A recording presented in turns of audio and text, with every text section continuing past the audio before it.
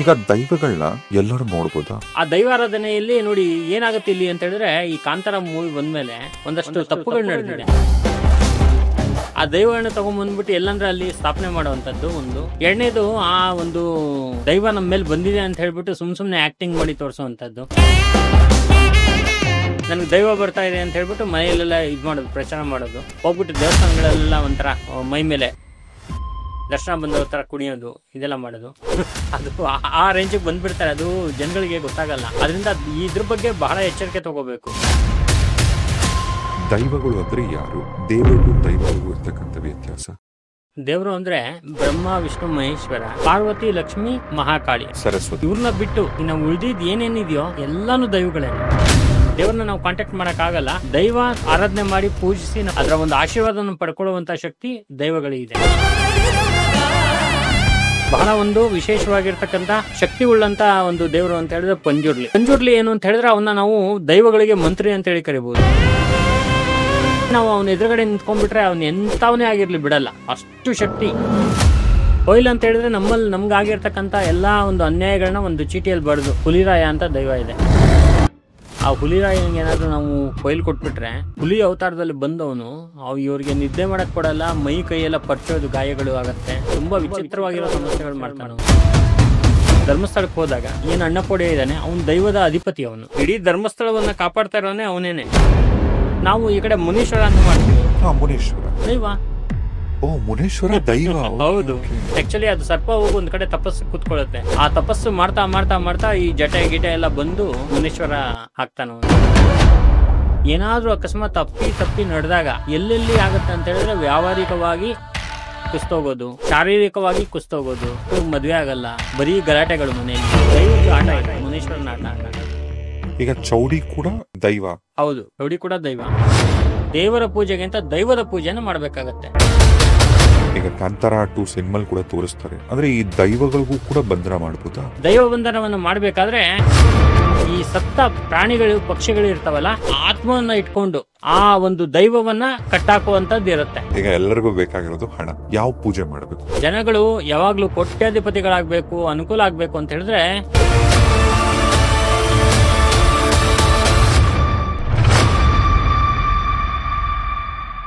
ರಾಜೇಶ್ ರಿವಿಲ್ಸ್ನ ಈ ಮತ್ತೊಂದು ಪಾಡ್ಕಾಸ್ಟ್ಗೆ ಸ್ವಾಗತ. ಇವತ್ತು ನಮ್ಮ ಪಾಡ್ಕಾಸ್ಟ್ ಅಲ್ಲಿ ನಾವು ಮಾತಾಡ್ತಿರ್ತಕ್ಕಂಥ ವಿಚಾರ, ಈಗ ಕಾಂತಾರ ಸಿನಿಮಾ ನೋಡಿದ್ಮೇಲಂತೂ ಈಗ ವಿಶ್ವ ಪ್ರಸಿದ್ಧ ದೈವಗಳ ಮಾತು. ನಿಜಕ್ಕೂ ಹೇಳ್ಬೇಕಂದ್ರೆ ಬಹಳ ಖುಷಿ ಆಗತ್ತೆ. ನನಗೆ ಒಂಥರ ನಿಜಕ್ಕೂ ತುಂಬಾ ಸ್ಪೆಷಲ್ ಅನ್ಸುತ್ತೆ ಇವತ್ತಿನ ಪಾಡ್ಕಾಸ್ಟ್. ಯಾಕೆ ಏನು ಅಂತ ಬನ್ನಿ ಪಾಡ್ಕಾಸ್ಟ್ ಮಾತಾಡ್ತಾ ನಿಮಗೆ ಗೊತ್ತಾಗತ್ತೆ. ಇವತ್ತು ನಮ್ಮ ಪಾಡ್ಕಾಸ್ಟ್ ಇರ್ತಕ್ಕಂಥ ಅತಿಥಿಗಳು, ಇವರು ಚಿಂತಕರು, ಸ್ಪಿರಿಚುವಲ್ ಹೀಲರ್. ಅವರೇ ನಮ್ಮ ಸಂತೋಷ್ ಭಟ್ರು. ನಮಸ್ತೆ. ನಮಸ್ಕಾರ. ಹೇಗಿದ್ದೀರಾ? ಇವತ್ತು ನಾವು ಮಾತಾಡ್ತಿರ್ತಕ್ಕಂಥ ವಿಚಾರಗಳು ದೈವಗಳ ಬಗ್ಗೆ. ನಾವು ಪೂಜೆ ಮಾಡ್ತಕ್ಕಂಥ ದೇವರು, ಈಗ ಧರ್ಮಸ್ಥಳ ಮಂಜುನಾಥ ಸ್ವಾಮಿ, ತಿರುಪತಿ ಶ್ರೀನಿವಾಸ, ಮತ್ತೆ ಕುಕ್ಕೆ ಸುಬ್ರಹ್ಮಣ್ಯ ಆಗ್ಬೋದು, ಕೊಲ್ಲೂರು ಮೂಕಾಂಬಿಕೆ, ಕರ್ನಾಟಕದಲ್ಲಿ ಎಲ್ಲಾ ಪ್ರದೇಶಗಳಲ್ಲೂ ಪೂಜಿಸ್ತಕ್ಕಂಥ ದೇವರು ಒಂದು ಕಡೆ ಆದ್ರೆ, ಈಗ ಮಂಗಳೂರು ಕಡೆ ಎಸ್ಪೆಷಲಿ ದಕ್ಷಿಣ ಕನ್ನಡದಲ್ಲಿ ದೈವಾರಾಧನೆಗೆ ವಿಶೇಷವಾದಂತ ಒಂದು ಪ್ರಾಮುಖ್ಯತೆ ಇದೆ. ಈ ದೈವಗಳು ಅಂದ್ರೆ ಯಾರು? ದೇವರಿಗೂ ದೈವಗಳಿಗೂ ಇರ್ತಕ್ಕಂಥ ವ್ಯತ್ಯಾಸ? ಶ್ರೀ ಗುರುಭ್ಯೋ ನಮಃ, ಹರಿ ಓಂ. ವಿಶೇಷವಾಗಿ ರಾಜೇಶ್ ಸರ್, ಇವಾಗ ದೈವಗಳು ಅಂದ್ರೆ ದೇವರ ಪ್ರತಿನಿಧಿಗಳು, ದೈವಗಳು. ದೇವರು ಅಂದ್ರೆ ಯಾರು ಫಸ್ಟ್ ನಾವು ಅದು ತಿಳ್ಕೊಬೇಕು. ಇವಾಗ ದೇವರು ಅಂದ್ರೆ ಬ್ರಹ್ಮ, ವಿಷ್ಣು, ಮಹೇಶ್ವರ, ಪಾರ್ವತಿ, ಲಕ್ಷ್ಮಿ, ಮಹಾಕಾಳಿ ಅಥವಾ ಸರಸ್ವತಿ, ಇವರು ದೇವರುಗಳು. ಇನ್ನ ಇವ್ರನ್ನ ಬಿಟ್ಟು ಇನ್ನ ಉಳಿದಿದ್ ಏನೇನಿದೆಯೋ ಎಲ್ಲಾನು ದೈವಗಳೇನೆ. ಗಣಪತಿ ತಗೊಳ್ಳಿ, ಸುಬ್ರಹ್ಮಣ್ಯ ತಗೊಳ್ಳಿ, ಆಂಜನೇಯ ತಗೊಳ್ಳಿ, ಎಲ್ಲ ದೈವಗಳದು, ದೇವರಲ್ಲ, ದೈವಗಳು. ದೇವರು ಅಂದ್ರೆ ಈ ಮೂರೇ ಜನ. ನಮ್ಮ ಸೃಷ್ಟಿ ಮಾಡಿದವರು, ನಮ್ಮ ಸ್ಥಿತಿಗೆ ಕಾರಣರು, ಮತ್ತೆ ಲಯಕರ್ತರು. ಇವರು ಬಂದ್ಬಿಟ್ಟು ಈ ಒಂದು ದೇವರ ಒಂದು ಸಾಲಿಗೆ ಸೇರ್ತಾರೆ. ಇನ್ನ ಈ ದೈವಗಳು ಅಂತ ಹೇಳಿದ್ರೆ ದೇವರ ಆಜ್ಞೆಯ ಮೇರೆಗೆ ನಡೆಯುವಂಥವ್ರು ದೈವಗಳು. ಈಗ ಹೇಗೆ ತಂದೆ ತಾಯಿಗೆ ಮಕ್ಕಳು ಯಾವ ರೀತಿಯಲ್ಲಿ ನಡ್ಕೋತಾರಲ್ಲ, ಅದೇ ತರ ದೈವಗಳು ಕೂಡ ಅವರ ತಂದೆ ತಾಯಿ ಅಂದ್ರೆ ದೇವರುಗಳು ಏನು ಹೇಳ್ತಾರೋ ಆ ಒಂದು ಆಜ್ಞೆಯನ್ನ ಪರಿಪಾಲನೆ ಮಾಡ್ತಾರೆ. ಯಮಧರ್ಮರಾಯ, ಅವನಿಗೇನು ಆಜ್ಞೆ? ಯಮಧರ್ಮರಾಯನಿಗೆ ಯಾರಾದ್ರೂ ಅವರ ಒಂದು ಆಯಸ್ಸು ಮುಗ್ದಿದ್ರೆ ಅವ್ರನ್ನ ಕರ್ಕೊಂಡು ಹೋಗೋದು, ಇದು ಯಮಧರ್ಮರಾಯನ ಕರ್ತವ್ಯ. ಇದೇ ತರ ಪ್ರತಿಯೊಂದು ದೈವಗಳಿಗೂ ಒಂದೊಂದು ಕರ್ತವ್ಯ ಇದೆ. ಹಾಗಾಗಿ ಈ ಒಂದು ದೈವಗಳು ಅವರವರ ಒಂದು ಕರ್ತವ್ಯವನ್ನು ಕರೆಕ್ಟಾಗಿ ನಿರ್ವಹಿಸುತ್ತೆ. ಯಾವ ಯಾವ ಸಮಯದಲ್ಲಿ ಯಾರ್ಯಾರಿಗೆ ಯಾವ್ಯಾವ ರೀತಿಯಲ್ಲಿ ಏನೇನು ಕೊಡಬೇಕು ಕೊಡಬಾರ್ದು ಅದೆಲ್ಲ ದೈವ ನಿರ್ಣಯ. ನಮ್ಮ ಕೈಯಲ್ಲಿ ಏನೂ ಇಲ್ಲ, ನಾವು ಸುಮ್ಮನೆ ಯೋಚನೆ ಮಾಡೋದಷ್ಟೇ. ಇಷ್ಟು ಸಿಕ್ತು, ಅಷ್ಟೋಯ್ತು, ಹಂಗಾಯಿತು, ನಾವು ತುಂಬ ಲಾಭದಲ್ಲಾಗ್ಬಿಟ್ವಿ, ಯಾರೋ ನನಗೆ ನಷ್ಟ ಮಾಡಿಬಿಟ್ರು, ನಷ್ಟ ಬಂದುಬಿಡ್ತು, ಸಾಲ ಆಯಿತು, ಸೋಲ ಆಯಿತು, ಎಲ್ಲದೇನೂ ಅಲ್ಲ, ಎಲ್ಲ ದೈವ ನಿರ್ಣಯನೇ. ಆದ್ದರಿಂದ ದೈವಗಳಿಗೆ ನಾವು ನಮ್ಮ ಕಡೆ ಎಲ್ಲ ಏನು ಮಾಡ್ತೀವಿ ಅಂತ ಹೇಳಿದ್ರೆ, ಈ ಕಡೆ ನಮ್ಮ ಬೆಂಗಳೂರು ಕಡೆ ಎಲ್ಲ, ಮೈಸೂರು ಕಡೆ ಎಲ್ಲ ದೇವರಿಗೆ ಆರಾಧನೆ, ಅಲ್ಲಿ ದಕ್ಷಿಣ ಕನ್ನಡ ಎಕ್ಸ್ಪೆಷಲಾಗಿ ವಿಶೇಷವಾಗಿ ದೈವ ಆರಾಧನೆ ಇದೆ. ಬರೀ ದಕ್ಷಿಣ ಕನ್ನಡ ಅಷ್ಟೇ ಅಲ್ಲ, ನಮ್ಮ ಕೇರಳ ಪ್ರಾಂತ್ಯಕ್ಕೆ ಹೋದ್ರೂ ಕೂಡ ಅಲ್ಲಿ ದೈವಗಳು ಬೇರೆ. ಮತ್ತು ಈ ಕಡೆ ಕಾರವಾರ ತನಕ ಒಂದು ದೈವಗಳಿದೆ.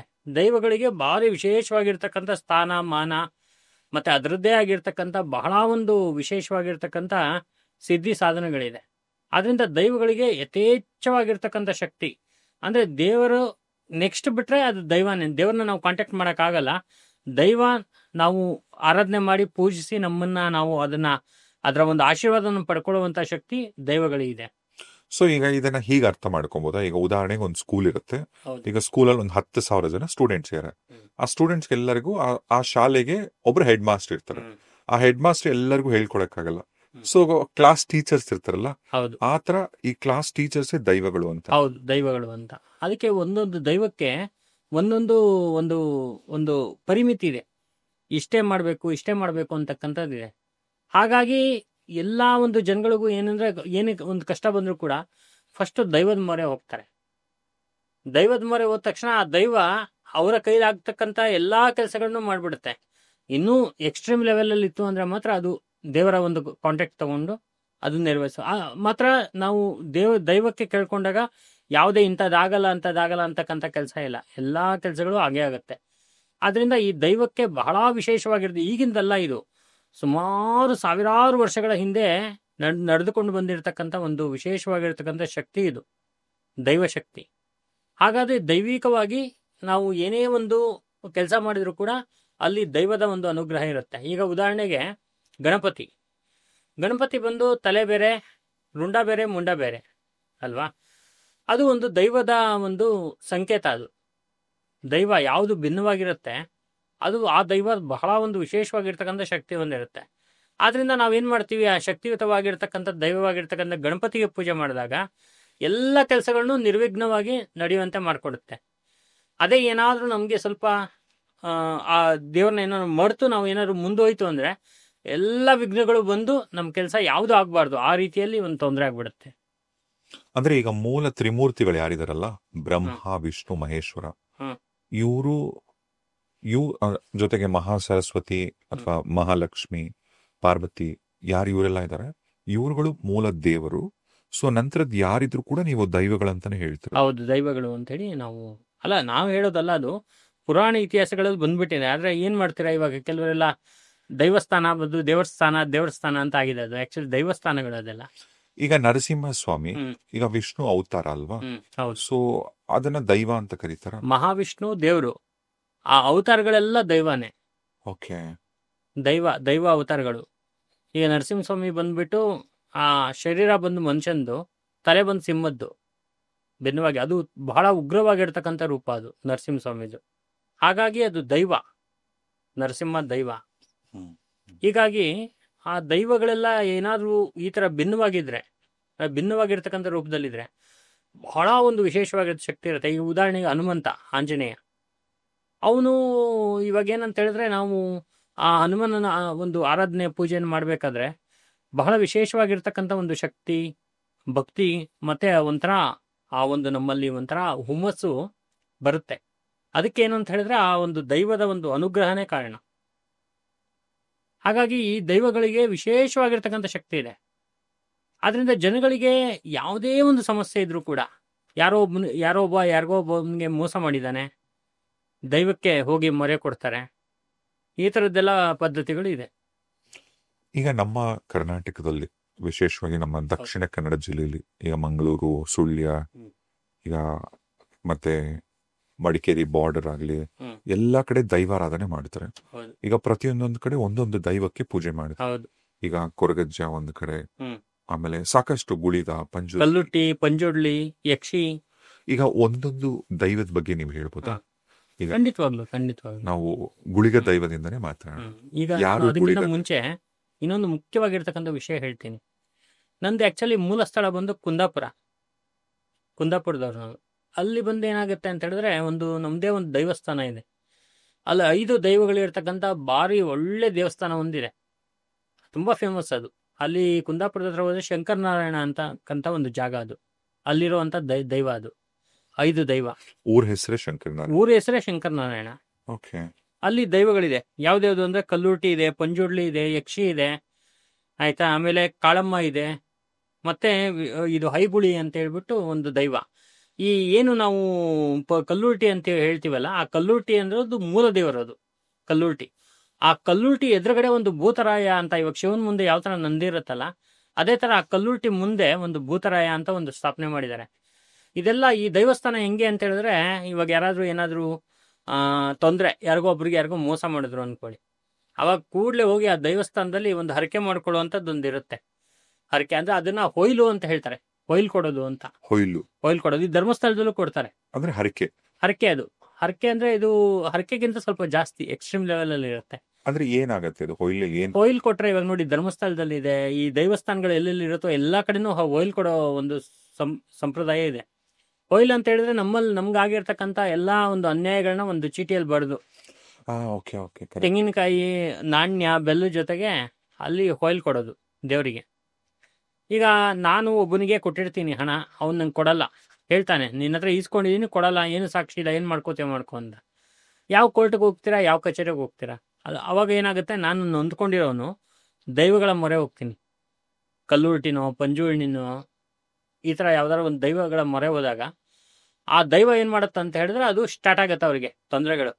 ಸ್ಟಾರ್ಟ್ ಆಗಿ ಎಲ್ಲಿ ತನಕ ಕರ್ಕೊಂಡು ಹೋಗುತ್ತಂದ್ರೆ, ಅವ್ರು ವಾಪಸ್ ಬಂದು ಕ್ಷಮೆ ಕೇಳಿ ದುಡ್ಡು ಕೊಡಬೇಕು ವಾಪಸ್ಸು, ಅಲ್ಲಿ ತನಕನೂ ಬಿಡಲ್ಲ. ಈಗ ಮಧ್ಯದಲ್ಲಿ ಕೋರ್ಟಲ್ಲಿ ಲಾಯರ್ನ ಇಟ್ಕೊಂಡು ಸಂಧಾನ ಮಾಡಿ ಏನೋ ಒಂದಷ್ಟು ಸೆಟಲ್ಮೆಂಟ್ ಮಾಡ್ತಾರೆ. ಇದು ಇಷ್ಟು ಸೆಟಲ್ಮೆಂಟ್ ಅಲ್ಲ, ಪೂರ್ಣ ಸೆಟಲ್ಮೆಂಟ್ ಆಗುತ್ತೆ. ಇದು ಅಷ್ಟು ಶಕ್ತಿ ಆ ದೈವಗಳಿಗಿದೆ. ಹಾಗಾಗಿ ಅದು ಒಂದು ಪದ್ಧತಿ ಇದೆ. ಹಂಗಾಗಿ ದಕ್ಷಿಣ ಕನ್ನಡ ಕಡೆ ತುಂಬಾ ದೈವಗಳು ನಾವು ನೋಡಕ್ಕೆ ಸಿಗುತ್ತೆ ನಮ್ಗೆ. ಸುಮಾರು ದೈವಗಳು, ನೀವು ಹೇಳ್ದಂಗೆ ಕೊರಗಜ್ಜ ಇರ್ಬೋದು, ಕಲ್ಲುರ್ಟಿ ಇರ್ಬೋದು, ಪಂಜುರ್ಡಿ ಇರ್ಬೋದು, ಯಕ್ಷಿ ಇರ್ಬೋದು, ಕಾಳಮ್ಮ ಇರ್ಬೋದು, ಮತ್ತೆ ಹೈಗುಡಿ ಇರ್ಬೋದು, ಭೂತರಾಯ ಇರ್ಬೋದು, ಶೂಲಿನಿ ಇರ್ಬೋದು. ಹೀಗೆ ಹೇಳ್ಕೊಳ್ತಾ ಹೋದರೆ ಸುಮಾರು ದೈವಗಳು ಇಲ್ಲಿ ನಮ್ಮ ದಕ್ಷಿಣ ಕನ್ನಡ ಪೂರ್ತಿ, ಕಾರವಾರ, ಉತ್ತರ ಕನ್ನಡದಲ್ಲಿ ಕಾರವಾರ ತನಕ, ಮತ್ತೆ ಕೇರಳದಲ್ಲಿ ಇಲ್ಲೆಲ್ಲ ನಾನಾ ರೀತಿಯಾಗಿರ್ತಕ್ಕಂಥ ದೈವಗಳಿದೆ. ಈ ದೈವಗಳೆಲ್ಲ ನಾವು ಹೇಳ್ಬೇಕಂತ ಹೇಳಿದ್ರೆ, ನಾನು ಹೇಳಿದ್ನಲ್ಲ, ಭೀಮಸೇನ ಅವನೊಂದು ದೈವ, ಅರ್ಜುನ ಅವನೊಂದು ದೈವ. ಈ ತರ ಅವ್ರ ದೈವದ ಒಂದು ಅವತಾರವನ್ನು ತಗೊಂಡ್ರು. ಅವರು ಇದು ಮುಗಿದ ಮೇಲೆ, ಆ ಒಂದು ಅವತಾರ ಮುಗಿದ ಮೇಲೆ, ಅರ್ಜುನ ಅವತಾರ ಮುಗೀತು, ಅಲ್ಲಿಗೆ ಮುಗಿದ ಮೇಲೆ ಅವ್ರು ದೈವವಾಗಿ ಬಂದ್ರು.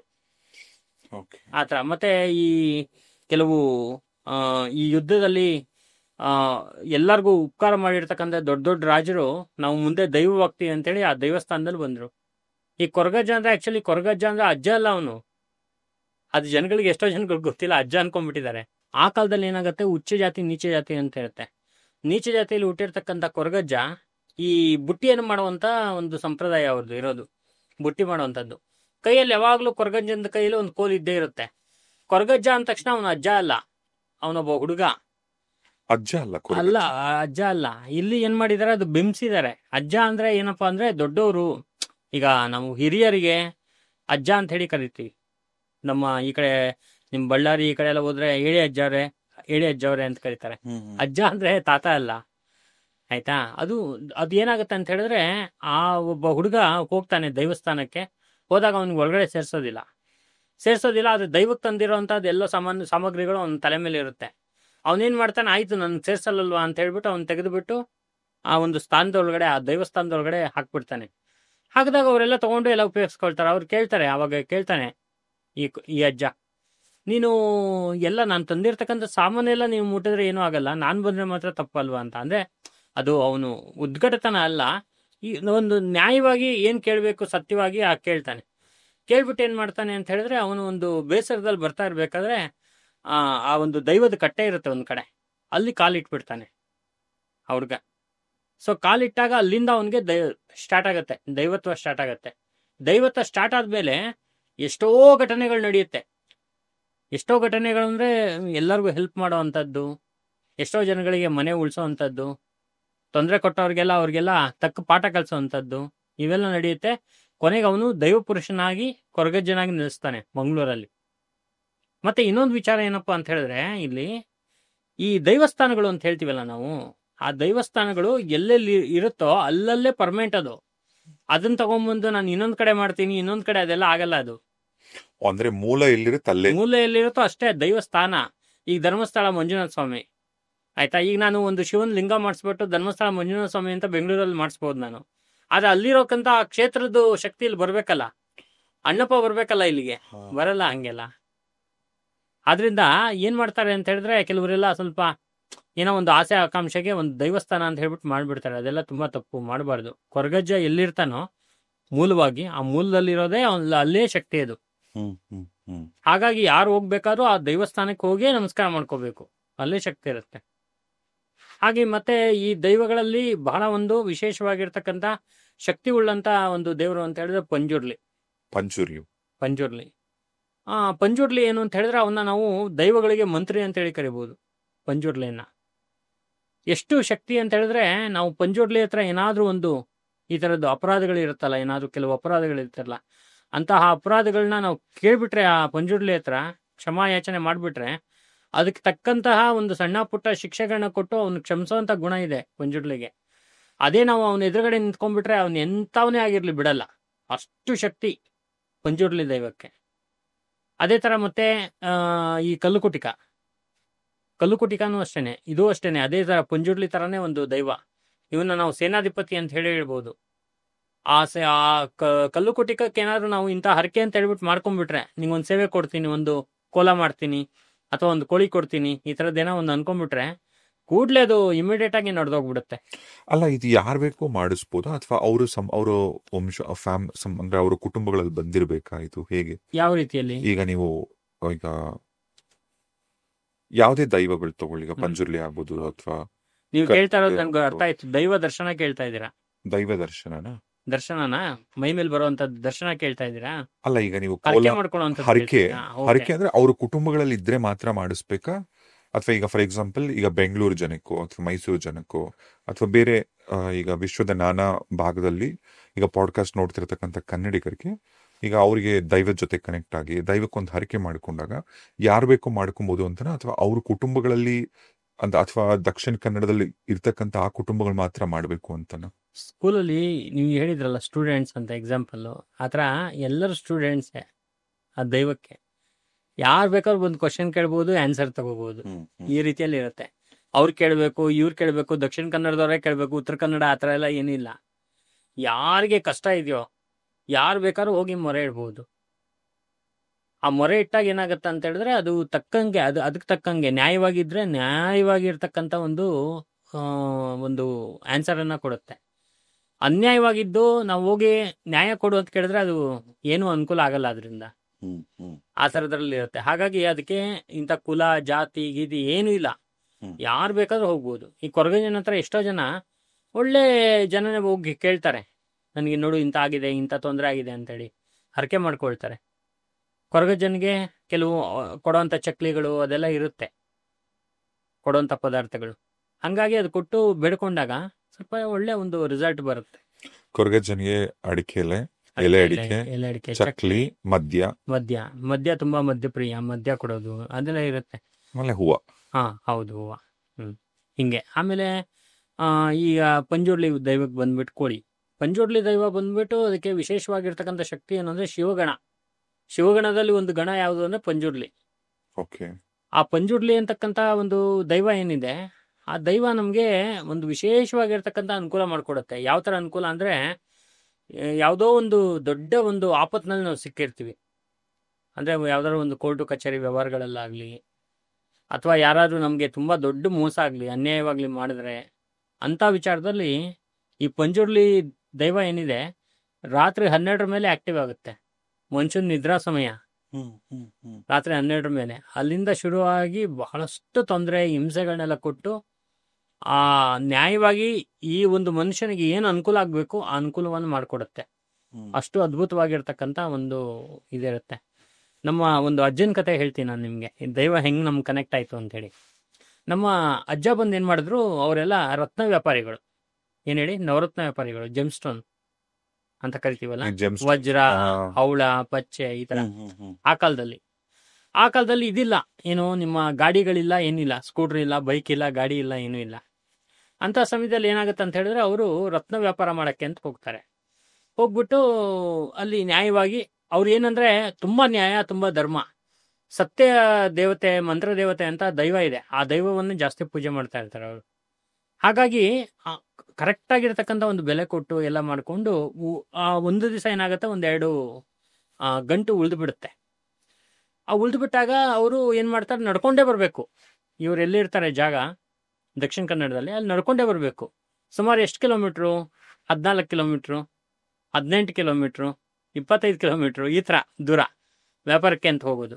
ಬೆಳಗ್ಗೆ ಬಿಟ್ಟರೆ ರಾತ್ರಿ. ಹೌದು, ರಾತ್ರಿ. ಮತ್ತು ಈ ಕೆಲವು ಮಠಗಳಲ್ಲಿ, ಅರಮನೆಗಳಲ್ಲಿ ಅವರು ರತ್ನವನ್ನು ಫಿಟ್ ಮಾಡೋವಂಥದ್ದು, ಅಂದರೆ ರತ್ನ ಹೋಗಿರುತ್ತಲ್ಲ ಹರಳುಗಳು, ಅದನ್ನು ಫಿಟ್ ಮಾಡೋವಂಥ ಕೆಲಸ ಅವ್ರದ್ದು. ಇದನ್ನು ಕೂಡ ಮಾಡ್ತಾ ಇರ್ತಾರೆ ಜೊತೆಗೆ, ವ್ಯಾಪಾರದ ಜೊತೆಗೆ. ಸೊ ಬರ್ತಾ ಇರ್ಬೇಕಾದ್ರೆ 2 ಗಂಟು ಉಳಿದ್ಬಿಟ್ಟಿರುತ್ತೆ, ರತ್ನದ ಗಂಟು.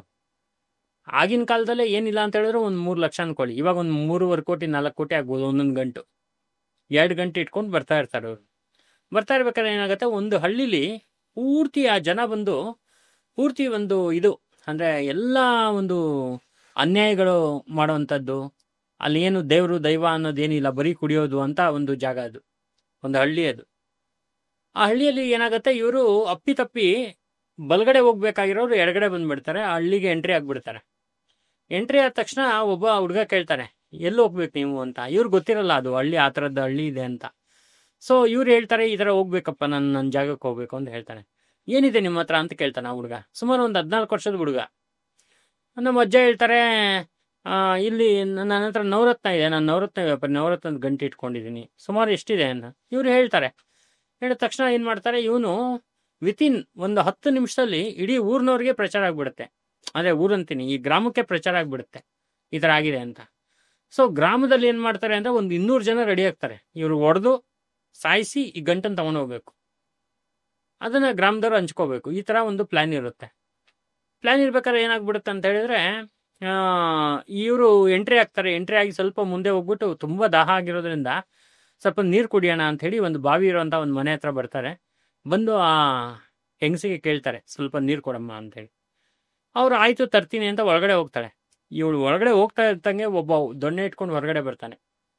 ಅವ್ನು ಬಂದಲ್ಲ ಅಂತ ಇವ್ರೇನು ಮಾಡ್ತಾರೆ, ಓ ನನಗಿನ್ನ ಆಪತ್ತಿದೆ ಅಂತ ಹೋಗ್ತಾ ಇರಿದ್ರೆ, ಎಲ್ಲ ಒಂದೊಂದು ಮನೆಯಿಂದ ಒಬ್ಬೊಬ್ಬರು ಬರ್ತಾ ಇದ್ದಾರೆ ಈಚೆಗಡೆ ದೊಣ್ಣೆ ಇಟ್ಕೊಂಡು ಇವ್ರಿಗೆ ಹೊಡಿಯೋಕ್ಕೆ ಅಂತ. ಒಂದು ಸರ್ಕಲಲ್ಲಿ ಇವರು ಬಿದ್ದುಬಿಡ್ತಾರೆ, ಅಂದರೆ ನಿಂತು ಬಿಡ್ತಾರೆ.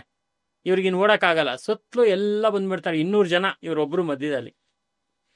ಆಯಿತಾ. ಆಮೇಲೆ ಅಲ್ಲಿ ಆ ನಿಂತಿರೋ ಜಾಗದಲ್ಲೇ ಹೇಳ್ತಾರೆ ಅವರು, ನೋಡು ನಿನಗೆ ಹೊಡಿಬೇಕು ಅಂತ ಮನಸ್ಸು ಬರ್ತಾ ಇಲ್ಲ ನಂಗೆ, ಯಾಕೋ ನೋಡಿದ್ರೆ ನೀನು ತುಂಬ ಬೆಳ್ಳಿಗೆ ಚೆನ್ನಾಗಿದೆ ನೀನು ನೋಡೋಕ್ಕೆ, ನಿಂಗೆ ಮನಸ್ಸು ಬರ್ತಾ ಇಲ್ಲ ನಂಗೆ ಹೊಡಿಯೋಕ್ಕೆ, ಅದನ್ನು ಕೊಟ್ಬಿಡು, ನಿನ್ನ ಹತ್ರ ಇರೋದನ್ನ ಕೊಟ್ಬಿಡು, ನಿನಗೆ ಹಿಂಗೆ ಕಳಿಸ್ಬಿಡ್ತೀವಿ ನಾವು ವಾಪಸ್ಸು ಅಂತ. ಇವರು ಇಲ್ಲ, ನಾನು ಕಷ್ಟಪಟ್ಟು ಬೆವರು ಸುರಿಸಿ ದುಡ್ದಿರೋ ದುಡ್ಡು, ನನ್ನ ಹೆಂಡತಿ ಮಕ್ಕಳು ಎಲ್ಲ ಉಪವಾಸ ಇದ್ದಾರೆ, ನಾನು ಇದು ತೊಗೊಂಡೋದ್ರೇ ನನ್ನ ಜೀವನ ನಡೆಯೋದು, ನಾಳೆ ವ್ಯಾಪಾರ ಮಾಡೋಕ್ಕೂ ನಂಗೆ ಬಂಡವಾಳ ಬೇಕು, ಇಲ್ಲ ಇದನ್ನು ಕೊಡೋಕ್ಕಾಗಲ್ಲ ಅಂತ. ಹಾಗಾದ್ರೆ ನಿನಗೆ ಸಾಯಿಸೋದೇ ಸರಿ ಅಂತ ಹೇಳಿ ಇವರೆಲ್ಲ ರೆಡಿಯಾಗಿಬಿಡ್ತಾರೆ. ಇನ್ನೇನು ಹೊಡಿಯೋಕ್ಕೆ ಬರ್ತಾರೆ. ಇವ್ರೇನು ಮಾಡ್ತಾರೆ, ಆ ಗಂಟನ್ನು ಕೆಳಗಡೆ ಇಟ್ಟು ಆ 2 ಗಂಟೆ ಮೇಲೆ ಒಂದೊಂದು ಕಾಲನ್ನು ಇಟ್ಬಿಟ್ಟು ದೈವಕ್ಕೆ ಪ್ರಾರ್ಥನೆ ಮಾಡ್ತಾರೆ. ದೈವಕ್ಕೆ ಪ್ರಾರ್ಥನೆ ಮಾಡಿದ 2 ಸೆಕೆಂಡಲ್ಲಿ ಎಲ್ಲರೂ ಸ್ತಂಭನಾಗ್ಬಿಡ್ತಾರೆ. ಸ್ತಂಭನ ಅಂದರೆ ಗೊತ್ತಾಯ್ತಾ ನಿಮಗೆ, ನಿಂತಿದ್ದ ಜಾಗದಲ್ಲಿ ಅಲ್ಲಾಡಲ್ಲ ಅವರು, ಹಂಗೆ ಸ್ತಂಭನಾಗ್ಬಿಡ್ತಾರೆ. ಆಮೇಲೆ ಇವ್ರು ಹೋಗಿ ಒಂದು ಕಡೆ ಮರದ ಹತ್ರ ಕೂತ್ಕೊಳ್ತಾರೆ. ಇವರೆಲ್ಲ 200 ಜನ ಹಂಗೆ ರೌಂಡಾಗಿರ್ತಾರೆ, ಹೆಂಗೆ ನಿಂತಿದಾರೋ ಹಂಗೆ ಇದ್ದಾರೆ. ಇವ್ರು ಮಾತ್ರ ಹೋಗಿ ಒಂದು ಮರದ ಹತ್ರ ಕೂತಿರ್ತಾರೆ. ಸುಮಾರು ಟೈಮ್ ನಡೆಯುತ್ತೆ ಇದೇ ಥರ, ಒಂದು 4-5 ಅವರ್ ಹಾಗೇ ಇರುತ್ತೆ. ಇವರೆಲ್ಲೂ ಅಲ್ಲಾಡಂಗೆ ಇಲ್ಲ, ಎಲ್ಲ ನಿಂತಿದ್ದ ಜಾಗದಲ್ಲಿ ಸುಸ್ತಾಗಿ ಹೋಗ್ಬಿಟ್ಟಿದ್ದಾರೆ. ಎಷ್ಟೊತ್ತಂತ ನಿಂತ್ಕೊಳ್ಳೋಕ್ಕಾಗತ್ತೆ, ಸುಸ್ತಾಗಿ ಹೋಗಿದೆ. ಆ ಹೆಣ್ಮಕ್ಳು, ಇವ್ರ ಮನೆ ಹೆಣ್ಮಕ್ಳು ಇದಾರಲ್ಲ, ಅವರೆಲ್ಲ ಬಂದು ಕೇಳ್ಕೊಳ್ತಾರೆ, ಗುರುಗಳೇ ನನಗೆ ಕಾಪಾಡಿ ಕಾಪಾಡಿ ಅಂತ ನಮ್ಮ ಅಜ್ಜನ ಹತ್ರ. ಅವರು ಏನು ಮಾತಾಡಲ್ಲ, ಸುಮ್ಮನೆ ಇದ್ದಾರೆ. ಇವ್ರು ಅನ್ಯಾಯ ಮಾಡಿದಾರಲ್ಲ, ಇವ್ರಿಗೆ ಶಿಕ್ಷೆ ಆಗಬೇಕು ಅಂತೇಳಿ ಅವ್ರು ಸುಮ್ಮನೆ ಇದ್ದಾರೆ. ಹಿಂಗೆ ಆಗುತ್ತೆ, ರಾತ್ರಿ ಆಗುತ್ತೆ, ಬೆಳಗ್ಗೆ 2-3 ಗಂಟೆ ಹೊತ್ತು. ಆಮೇಲೆ ಬಂದು ತುಂಬ ಇದು ಮಾಡ್ಕೊಳ್ತಾರೆ ಒಬ್ಬರು ಹೆಂಗಸು, ನಾನು ಬಸ್ರಿ ಇದ್ದೀನಿ, ನನ್ನ ಗಂಡ ಹಿಂಗಿದ್ದಾನೆ, ಗೊತ್ತಾಗಿಲ್ಲ, ಇವ್ರ ಜೊತೆ ಬಂದುಬಿಟ್ಟಿದ್ದಾನೆ, ನಾವೆಲ್ಲರೂ ಯಾರು ಈ ಊರವ್ರು ಈ ಥರ ಅನ್ಯಾಯ ಮಾಡಲ್ಲ ಅಂತೆಲ್ಲ ಕೇಳ್ಕೊಳ್ತಾರೆ. ಅವಾಗ ಅವ್ರು ಹೇಳ್ತಾರೆ, ನೀನು, ಅವ್ರು ಸಡನ್ನಾಗಿ ಅವ್ರಿಗೆ ಆ ವಾಕ್ಯ ಬಂದ್ಬಿಡುತ್ತೆ, ಈ ಹೆಂಗೆ ನೀವು ಆ ದೈವದ ದರ್ಶನ ಬರ್ತಲ್ಲ, ಆ ಥರ ಒಂದು 3 ನಿಮಿಷ ಅವರಿಗೆ ದೈವ ಪ್ರವೇಶ ಮಾಡಿಬಿಡತ್ತೆ. ಅಲ್ಲಿ ಅದೇ ಜಾಗದಲ್ಲೇ ನೀವು ದೈವದ ಕಲ್ಲಿಟ್ಬಿಟ್ಟು ಪಂಜುರ್ಲಿ, ಗುಳಿಗ, ಸತ್ಯದೇವರು 3 ದೇವ್ರನ್ನ ನೀವು ಸ್ಥಾಪನೆ ಮಾಡ್ಬೇಕಿಲ್ಲ ಇದೇ ಜಾಗದಲ್ಲಿ, ನಾನು ಕೂತಿರೋ ಜಾಗದಲ್ಲಿ ಅಂತ ಹೇಳ್ತಾರೆ. ಆ ಕಲ್ಲು ಇವತ್ತಿನ ತನಕನೂ ಅದೇ ಜಾಗದಲ್ಲಿದೆ. ಅದಕ್ಕೆ ಸತ್ಯಗ್ರಾಮ ಅಂತ ಹೆಸರಿಟ್ಟಿದ್ದಾರೆ. ಆ ಜಾಗನ ಇವತ್ತಿಗೂ ನೋಡ್ಬೋದು. ಅಲ್ಲಿ ಯಾರು ಏನಿಲ್ಲ, ನೀವು ಬೇಕಾದ್ರೆ ಒಂದು ಲಕ್ಷ ತಗೊಂಡೋಗಿ ಅಲ್ಲೇ ಇಡಿ, ಯಾರು ಮುಟ್ಟೋದೇ ಇಲ್ಲ ದುಡ್ಡನ್ನ. ಅಷ್ಟು ಜಿನೇನಾಗಿದೆ, ಇವತ್ತಿಗೂ ಇದೆ ಆ ಹೆಸರು ದಕ್ಷಿಣ ಕನ್ನಡದಲ್ಲಿ. ಹಂಗೆ ಇದು ದೈವದ್ದು ಬಂದ್ಬಿಟ್ಟು ಭಾರಿ ವಿಶೇಷವಾಗಿರ್ತಕ್ಕಂಥ ಶಕ್ತಿ ಇದು. ನಾವು ಇವಾಗ ವೆಯ್ಟ್ ಮಾಡ್ಬೇಕು, ಕಾಯ್ಬೇಕು, ಮಾಡ್ಬೇಕು ಅಂತಕ್ಕಂಥದ್ದೆಲ್ಲ ಏನೂ ಇಲ್ಲ. ಮತ್ತೆ ಯಾವುದು ಹೈಕೋರ್ಟ್, ಸುಪ್ರೀಂ ಕೋರ್ಟ್ ಅಲ್ಲಿ ನಡೆದೇ ಇರೋಂಥ ವಿಚಾರಗಳೆಲ್ಲ ಇಲ್ಲಿ ದೈವದ ಹತ್ರ ನಡೆಯುತ್ತೆ. ಮುಂಚೆ ಎಲ್ಲ ಇವೆಲ್ಲ ಕೋರ್ಟ್ಗಳೆಲ್ಲ ಇರ್ಲಿಲ್ಲ. ಸೀದಾ ಹೋಗು, ಇದು ಕೊಡು, ಹೊಯ್ಲು ಕೊಡು. ಅವ್ರು ಹೊಯ್ಲು ಅಂದ್ರೇ ಎದುರ್ಕೊಳ್ತಾ ಇದ್ರು ಮುಂಚೆ ತಾತನ ಕಾಲದಲ್ಲಿ. ಜನ ಎಲ್ಲ ಹೊಯ್ಲು ಅಂದ್ರೆ ಅಯ್ಯೋ ಬೇಡ, ನಾನು ಕೊಟ್ಬಿಡ್ತೀನಿ, ದುಡ್ಡೇನಿದೆ ವಾಪಸ್ ಕೊಟ್ಬಿಡ್ತೀನಿ, ಅಥವಾ ನಿಂದು ಏನು ಧಾನ್ಯ ಇದೆ ವಾಪಸ್ ಕೊಡ್ತೀನಿ, ಏನು ಅನ್ಯಾಯ ಮಾಡಿದ್ದೀನಿ ಅದನ್ನ ಸರಿ ಮಾಡ್ಕೊಡ್ತೀನಿ, ಈ ಥರ ಬೇಡ್ಕೊಳ್ತಾ ಇದ್ರು ಬಂದು. ಆಮೇಲೆ ಹಿಂಗೆ ಕಾಲ ಬದಲಾಗ್ತಾ ಏನಾಗುತ್ತೆ, ಈ ಪೊಲೀಸು ಅದು ಇದು ಸ್ಟೇಷನ್ ಇವೆಲ್ಲ ಬರುತ್ತಲ್ಲ, ಹಂಗಾಗಿ ಈಗ ಅದು ಬದಲಾವಣೆ ಆಗಿದೆ. ಈಗ ಹೊಯ್ಲು ಅಂದ್ರೆ ಉದಾಹರಣೆಗೆ ಯಾರ್ದೋ ಒಬ್ರದ್ದು ಸೈಟ್ ಕಿತ್ಕೊಂಡು ಅನ್ಯಾಯ ಮಾಡಿದ್ದಾರೆ. ಹೌದು. ಈಗ ಯಾರಿಗೆ ಅನ್ಯಾಯ ಆಗಿದೆ ಅವರು ದೈವದ ಬಳಿ ಹೋಗಿ ಈಗ ಕಡ್ಡಿ, ಕಾಯಿ, ಕರ್ಪೂರ ಅಥವಾ ಏನ್ ಪೂಜಾ ಸಾಮಗ್ರಿಗಳು ಕೊಡ್ಬೇಕು, ಅದ್ರ ಜೊತೆಗೆ ಒಂದ್ ಪತ್ರದ ತರ ಬರೆದ ಅವ್ರ ಕಷ್ಟನ ಅವ್ರು ಹೇಳೋದು ಅದ್ರಲ್ಲಿ. ಓಕೆ, ಅಂದ್ರೆ ಇಂಥವ್ರಿಂದ ಸಮಸ್ಯೆ ಆಗಿದೆ ಅಂತ ತಿಳಿಸಿದಾಗ ಹುಲಿರಾಯ ಅಂತ ದೈವ ಇದೆ. ಹುಲಿರಾಯ ಆ ಹುಲಿರಾಯನಿಗೆ ಏನಾದ್ರು ನಾವು ಫೈಲ್ ಕೊಟ್ಬಿಟ್ರೆ, ಹುಲಿ ಅವತಾರದಲ್ಲಿ ಬಂದವನು ಇವ್ರಿಗೆ ನಿದ್ದೆ ಮಾಡಕ್ ಕೊಡಲ್ಲ, ಮೈ ಕೈಯೆಲ್ಲ ಪರ್ಚೋದು, ಗಾಯಗಳು ಆಗತ್ತೆ, ತುಂಬಾ ವಿಚಿತ್ರವಾಗಿರೋ ಸಮಸ್ಯೆಗಳು ಮಾಡ್ತಾನೆ ಹುಲಿರಾಯ. ಎಲ್ಲಿ ನೋಡಿದ್ರು ಆ ಹುಲಿ ಸೌಂಡೇ ಕೆಡಿಸ್ತಾ ಇರುತ್ತೆ. ಎಲ್ಲಿ ನೋಡಿದ್ರು, ಎಲ್ಲಿ ನಿಂತ್ಕೊಳ್ಳಿ, ಕೂತ್ಕೊಳ್ಳಿ, ಮಲಗಲಿ, ಬರೀ ಹುಲಿ ಸೌಂಡೇ ಕೆಡಿಸ್ತದೆ. ಅದೊಂದು ದೈವ, ಅದು ಹುಲಿರಾಯ ದೈವ. ಈ ಥರ ಜಾಗದ್ದು ಈ ಥರ ಅನ್ಯಾಯ ಮಾಡಿದ್ದಾರೆ ಅಂದಾಗ ಅವನು ಬಂದು, ಹುಲಿರಾಯ ಬಂದ್ಬಿಟ್ಟು ಅದಕ್ಕೆ ತೀರ್ಮಾನ ಮಾಡಿಕೊಡ್ತಾನೆ. ಅದು ಒಯ್ಲ್ ಕೊಟ್ಟಾಗ ಈ ಹುಲಿರಾಯಿಂದ ಸುಮಾರು ಕಡೆ ದೇವಸ್ಥಾನ ಇದೆ. ಈಗ ನೀವು ಉದಾಹರಣೆಗೆ ಇವಾಗ ನಾವು ಧರ್ಮಸ್ಥಳಕ್ಕೆ ಹೋದಾಗ ಅಲ್ಲಿ ದೈವ ಇದ್ದಾನ, ಏನು ಅಣ್ಣಪ್ಪೊಡೆ ಇದ್ದಾನೆ, ಅವನು ದೈವದ ಅಧಿಪತಿ. ಅಣ್ಣಪ್ಪ ದೈವದ ಅಧಿಪತಿ ಅವನು. ಓಕೆ, ಮೇನ್ ಅಧಿಪತಿ ಅಣ್ಣಪ್ಪೊಡೆಯನೇ. ಇಡೀ ಧರ್ಮಸ್ಥಳವನ್ನ ಕಾಪಾಡ್ತಾ ಇರೋನೇ ಅವನೇನೆ, ಅಣ್ಣಪ್ಪೊಡೆಯನೇ. ಸೊ ಹಾಗಾಗಿ ಆ ಒಂದು ಅಣ್ಣಪ್ಪೊಡೆಯ ಮುಂಚೆಯಿಂದಾನು ಈ ಪದ್ಧತಿ ನಡ್ಕೊಂಡ್ ಬಂದ್ಬಿಟ್ಟಿದೆ, ಕೊಯ್ಲು ಕೊಡೋ ಪದ್ಧತಿ ಅಂತ. ಸೊ ಅದ್ರ ಜೊತೆಗೆ ಏನಪ್ಪಾ ಅಂತ ಹೇಳಿದ್ರೆ, ಈ ದೈವಗಳಲ್ಲಿ ಯಾವ ದೈವಗಳು ಬೇಕಾದ್ರೂ ಕೂಡ ಕೊಡ್ಬೋದು. ಇದಕ್ಕೆ ಕೊಡ್ಬೇಕು, ಅದಕ್ಕೆ ಕೊಡಬಾರ್ದು ಅನ್ನೋದೇನಿಲ್ಲ. ಅದರದ್ದೇ ಹರಕೆ ಇರುತ್ತೆ. ಕೆಲವು ದೈವಗಳು ಬೆಲ್ಲ ಕೇಳ್ತವೆ, ಕೆಲವು ದೇವರು ನೀವು ಹೇಳ್ದಂಗೆ ಅಚ್ಚುಟ್ಟ ಮತ್ತೆ ಈ ತರ ಎಲ್ಲ ಕೇಳುತ್ತೆ. ಈಗ ನಾವು ಈ ಕಡೆ ಮುನೀಶ್ವರ ಅಂತ ಮಾಡ್ತೀವಿ. ಮುನೀಶ್ವರ ದೈವ. ಮುನೀಶ್ವರ ದೈವ. ಹೌದು, ನಾನು ಹೇಳಿದ್ನಲ್ಲ, ಮುನೇಶ್ವರ ಶಿವಗಣ ಅನ್ಸುತ್ತೆ. ಶಿವಗಣ, ಹೌದು. ಮುನೇಶ್ವರ ಅಂದ್ರೆ ಒಂದು ಸರ್ಪ, ನಾಗ. ಅದು ನಾಗ, ಸರ್ಪ ಅಂದ್ರೆ ಮುನೇಶ್ವರ. ಅದು ಎಷ್ಟೋ ಜನ ಗೊತ್ತಿಲ್ಲ. ಮುನೇಶ್ವರ ಅಂದ್ರೆ ಅದು ಶಿವಂದು ಇದು ಅಂತ ಅನ್ಕೊಂಡಿದ್ದಾರೆ. ಆಕ್ಚುಲಿ ಅದು ಸರ್ಪ ಹೋಗಿ ಒಂದ್ ಕಡೆ ತಪಸ್ಸು ಕೂತ್ಕೊಳ್ಳುತ್ತೆ. ಆ ತಪಸ್ಸು ಮಾಡ್ತಾ ಮಾಡ್ತಾ ಮಾಡ್ತಾ ಈ ಜಟೆ ಗಿಟೆ ಎಲ್ಲ ಬಂದು ಮುನೇಶ್ವರ ಹಾಕ್ತಾನ. ಮುನೇಶ್ವರ ಅಂತ ಹೆಸರಾಗ್ತಾನೆ. ಅದರಲ್ಲಿ ಜಡೆ ಮುನೇಶ್ವರ ಇದೆ, ಆಮೇಲೆ ಸಿ ಮುನೇಶ್ವರ ಇದೆ, ತುಂಬಾ ತರ ಮುನೇಶ್ವರರು ಇದ್ದಾರೆ. ಈಗ ಜಡೆ ಇರತ್ತಲ್ಲ ಮುನೇಶ್ವರ, ಆ ಜಡೆ ಮುನೇಶ್ವರ. ಹೌದು, ಜಡೆ ಇರುವಂತ ಮುನೇಶ್ವರ. ಅದು ಒಂದು ಹಾವು, ಸುಮಾರು 6 ಅಡಿ ಎತ್ತರದ ಹಾವದು. ಅದಕ್ಕೆ ಒಂದು ಜಡೆ ಇರುತ್ತೆ. ಆ ಜಡೆ ಮುನೇಶ್ವರ ಏನಂತ ಹೇಳಿದ್ರೆ, ಅದು ಬರೀ ಸಂಚಾರ ಮಾಡೋದು, ನೋಡ್ತಾ ಇರೋದು, ಅಬ್ಸರ್ವ್ ಮಾಡ್ತಾ ಇರೋದು. ಯಾರಾದ್ರೂ ಇಲ್ಲಿ ತಪ್ಪಿದ್ರೆ ಸರಿಯಾಗಿರ್ತಕ್ಕಂಥ ಶಿಕ್ಷೆ ಕೊಡೋದು. ಅಲ್ಲ, ಈಗ ಬೆಂಗಳೂರು, ಕೋಲಾರ, ಚಿಕ್ಕಬಳ್ಳಾಪುರ ಈ ಕಡೆ ಎಲ್ಲ, ಹೊಸಕೋಟೆ ಈ ಕಡೆ ಎಲ್ಲಾನು ಮುನೇಶ್ವರ ಸ್ವಾಮಿ ಪೂಜೆ ಮಾಡ್ತಾರೆ. ಅದು ಯುಗಾದಿ ಹಬ್ಬದ ಟೈಮ್. ಹೌದು, ನನ್ಗೆ ಅನುಕೂಲ ಆಗಿಲ್ಲ, 1000 ಕಾರಣಗಳಿರುತ್ತೆ. ಅದೆಲ್ಲ ಏನಾದ್ರೂ ಅಕಸ್ಮಾತ್ ತಪ್ಪಿ ನಡೆದಾಗ ಎಲ್ಲೆಲ್ಲಿ ಆಗತ್ತೆ ಅಂತ ಹೇಳಿದ್ರೆ, ವ್ಯಾವಹಾರಿಕವಾಗಿ ಫುಲ್ಲು ಕುಸ್ತೋಗೋದು, ಶಾರೀರಿಕವಾಗಿ ಕುಸ್ತೋಗೋದು, ಆಯ್ತಾ. ಆಮೇಲೆ ಮಕ್ಳಿಗೆ ಮದುವೆ ಆಗಲ್ಲ, ಬರೀ ಗಲಾಟೆಗಳು ಮನೆಯಲ್ಲಿ, ಇವೆಲ್ಲ ಆಗೋದು ಆ ಒಂದು ದೈವದ್ದು ಆಟ, ಇದು ಮುನೇಶ್ವರನ ಆಟ. ಹಾಗಾಗಿ ಮುನೇಶ್ವರ ಏನ್ ಮಾಡ್ತಾನೆ ಅಂತ ಹೇಳಿದ್ರೆ, ತುಂಬಾ ಒಂಥರ ಉಗ್ರ ರೂಪ ತಗೊಂಡು ಕರೆಕ್ಟಾಗಿ ಆ ಪ್ರೊಸೀಜರ್ ಪ್ರಕಾರ ಮಾಡದೇ ಇದ್ದಾಗ ತೊಂದರೆ ಮಾಡ್ತಾನೆ. ಹಂಗಾಗಿ ವರ್ಷಕ್ಕೊಂದ್ಸಲ ಮುನೇಶ್ವರ ಅಂತ ಹೇಳಿ ಮಾಡ್ತಾರೆ. ಈಗ ನಿಮ್ಗೆ ಈ ಮುನೇಶ್ವರ ಅಂತ ಇನ್ನೊಂದು ಅವತಾರ ಅಂತ ಹೇಳಿದ್ರೆ, ಮಾರಣಕಟ್ಟೆ ಬ್ರಹ್ಮಲಿಂಗೇಶ್ವರ. ಮುನೇಶ್ವರ ಅವನು. ಓಕೆ, ಮುನೇಶ್ವರ ಬ್ರಹ್ಮಲಿಂಗ ಇದನ್ನಲ್ಲ, ಅವನ್ ಮುನೇಶ್ವರ. ಅವನ್ ಯಾವ ಅವತಾರ ದೈವ ಅಂತ ಹೇಳಿದ್ರೆ ಕೋಲಾಸುರ, ಕೊಲ್ಲೂರು ಮೂಕಾಂಬಿಕೆ ಹೋಗಿ ಸಂಹಾರ ಮಾಡ್ತಾಳೆ ಮೂಕಾಂಬಿಕೆ. ಅವಾಗ ಆ ಕೋಲಾಸುರನ ದೇಹದಿಂದ ಹೊರಗಡೆ ಬರ್ತಾನೆ ಇವನು. ಅವನಿಗೆ ದೇವಿ ಆಶೀರ್ವಾದ ಮಾಡ್ತಾಳೆ, ನೀನು ಬ್ರಹ್ಮಲಿಂಗ ಅಂತೇಳಿ ಹೆಸರು ತಗೊಂಡು ನೀನು ಚೆನ್ನಾಗಿ ಬಂದಿರ್ತಕ್ಕಂಥ ಜನಗಳ ಕಷ್ಟ ಎಲ್ಲ ಪರಿಹರಿಸು ಅಂತ. ಅವನು 2 ಮದುವೆ ಆಗ್ತಾನೆ. ಇಬ್ರು ಯಕ್ಷಿಣಿಯರೇ. ಆ ಯಕ್ಷಿಣಿಯರು ಏನಂತ ಹೇಳಿದ್ರೆ, ಇದು ದೈವ ಹೆಣ್ಣು ದೈವ, ಗಂಡು ದೈವ. ಹೆಣ್ಣು ದೈವ ಬಂದು ಯಕ್ಷಿಣಿಯರು, ಯೋಗಿನಿಯರು, ಇವರೆಲ್ಲ ಹೆಣ್ಣು ದೈವಗಳಿದೆ ಎಲ್ಲ. ಹಾಗಾಗಿ ಈ ಒಂದು ಯಕ್ಷಿಣಿಯರು ಬಂದ್ಬಿಟ್ಟು ಈ ಒಂದು ಬ್ರಹ್ಮಲಿಂಗೇಶ್ವರನಿಗೆ ಹಿಂದೆ ಅಕ್ಕಪಕ್ಕದಲ್ಲಿ ಮಲಯಾಳಿ ಯಕ್ಷಿ ಮತ್ತೆ ಈ ಯಕ್ಷಿಯಾಗಿ ಅಲ್ಲಿ ಆ ಒಂದು ಕ್ಷೇತ್ರದಲ್ಲಿ ಬ್ರಹ್ಮಲಿ ಮಾರಣಕಟ್ಟೆಯಲ್ಲಿ ನೆಲೆಸಿದ್ದಾಳೆ. ಇಲ್ಲೂ ಕೂಡ ವಿಶೇಷವಾಗಿರ್ತಕ್ಕಂಥ ಪೂಜೆಗಳಾಗತ್ತೆ. ಅಲ್ಲಿ ಇದು ಬರುತ್ತಲ್ಲ, ಬಾಳೆ ಹೂವು, ಅಡಿಕೆ ಹೂವು ಎಲ್ಲ ತಗೊಂಡೋಗಿ ಸಮರ್ಪಣೆ ಮಾಡೋದು, ಪ್ರಾರ್ಥನೆ ಮಾಡ್ಕೊಳ್ಳೋ ಅಂತದ್ದು, ಅದು ಅಲ್ಲಿ ನಡೆಯುತ್ತೆ. ಈಗ ಚೌಡಿ ಕೂಡ ಚೌಡಿ ದೈವ. ಹೌದು, ಚೌಡಿ ಕೂಡ ದೈವ. ಓಕೆ. ಆದ್ರೆ ಚೌಡಿಲಿ 2 ಇದೆ. ಚೌಡೇಶ್ವರಿ ಇದೆ, ಚೌಡಿ ಇದೆ. ಚೌಡಿ ಬಂದು ಪ್ರಯೋಗದಲ್ಲೂ ಚೌಡಿ ಇದೆ, ತಾಂತ್ರಿಕವಾಗಿ ಚೌಡಿ ಪ್ರಯೋಗ ಅಂತ ಹೇಳ್ತೀವಲ್ಲ, ಅದು ಬಂದು ದೈವ ಪ್ರಯೋಗನೇ. ಅದು ದುಷ್ಟ ಪ್ರಯೋಗ. ಅದು ಅಂದ್ರೆ ಈ ದೈವಗಳಲ್ಲೇ 2 ತರ ಇದೆ, ತುಂಬಾ ಉಗ್ರವಾಗಿರ್ತಕ್ಕಂಥದ್ದು, ಶಾಂತವಾಗಿರ್ತಕ್ಕಂಥದ್ದು. ಉಗ್ರವಾಗಿರ್ತಕ್ಕಂಥ ಇದರಲ್ಲಿ ಚೌಡಿ ಬರ್ತಾಳೆ. ಚೌಡೇಶ್ವರಿ ಬಂದು ದೇವಿ, ಅದು ಪಾರ್ವತಿ ರೂಪ ಚೌಡೇಶ್ವರಿ. ಚೌಡಿ ಅಂದ್ರೆ ಇದು ದೈವ. ಹೌದು. ಸೊ ಈ ದುರ್ಯೋಧನ ಹೆಂಡತಿ ಇದ್ದಾಳಲ್ಲ, ಇವಳು ಕೂಡ ಯಕ್ಷಿಣಿ. ದುರ್ಯೋಧನ ಹೆಂಡತಿ ತಾಯಿ ಕೂಡ ಯಕ್ಷಿಣಿ, ಭಾನುಮತಿ ಅಂತ. ಭಾನುಮತಿ ಆಕೆ ಯಕ್ಷಿಣಿ. ಆ ಭಾನುಮತಿ ಅವರ ತಾಯಿ ಇದ್ದಾಳಲ್ಲ, ಆ ತಾಯಿ ಬಂದು ಚಂದ್ರಮುದ್ರಾ ಅಂತ ಹೆಸರು. ಚಂದ್ರಮುದ್ರಾ ಯಕ್ಷಿಣಿ ಅಂತ. ಭಾರಿ ಎಕ್ಸ್ಟ್ರೀಮ್ ಲೆವೆಲ್ ಅಲ್ಲಿ ಇರ್ತಕ್ಕಂಥ ಯಕ್ಷಿಣಿ ಅವಳು ಚಂದ್ರಮುದ್ರಾ. ಕಾಳಿಂಗ ದೇಶ ಅಂತಿದೆ, ಅಂಗವಂಗ, ಕಾಳಿಂಗ, ಕಾಶ್ಮೀರ, ಕಾಂಬೋಜ ಅಂತ ಹೇಳಿ ಕರಿತೀವಲ್ಲ. ಆ ಕಾಳಿಂಗ ದೇಶದ ಅಧಿಪತಿ ಇರ್ತಾನಲ್ಲ, ಆ ಕಾಳಿಂಗ ದೇಶದ ಅಧಿಪತಿ ಬಂದ್ಬಿಟ್ಟು ಚಿತ್ರಾಂಗದ ಅಂತ. ಆ ಚಿತ್ರಾಂಗದನ ಹೆಂಡತಿ ಚಂದ್ರಮುದ್ರಾ. ಆ ಚಿತ್ರಾಂಗದ ಮತ್ತು ಚಂದ್ರಮುದ್ರನಿಗೆ ಹುಟ್ಟಿರ್ತಕ್ಕಂಥವಳೆ ಭಾನುಮತಿ. ಭಾನುಮತಿ ಬಂದು ದುರ್ಯೋಧನನ ಹೆಂಡತಿ. ಆದ್ರಿಂದ ದುರ್ಯೋಧನನಿಗೆ ಅವಳು ಮದುವೆ ಆದ್ಮೇಲೆ ದುರ್ಯೋಧನ ಬಹಳಷ್ಟು ಶಕ್ತಿವಂತ ಆಗ್ಬಿಟ್ಟ. ಅವನು ಮಹಾ ಮಾಯಗಳನ್ನೆಲ್ಲ ಕಲ್ತ್ಕೊಂಡ್ಬಿಟ್ಟ. ಅದಕ್ಕೆ ಕಾರಣ ಏನು ಅಂದ್ರೆ ಯಕ್ಷಿಣಿ ಸವಾಸ. ಯಕ್ಷಿಣಿಯನ್ನ ಮದ್ವೆ ಆದ್ನಲ್ಲ, ಆ ಯಕ್ಷಿಣಿಯಿಂದ ಅದು ಉಂಟಾಯ್ತು. ಆದ್ರೆ ಆ ಒಂದು ಏನು ಭಾನುಮತಿ ಇದ್ದಾಳೆ, ಅವಳು ಬಂದು ಶಾಪಗ್ರಸ್ತ ಯಕ್ಷಿಣಿ.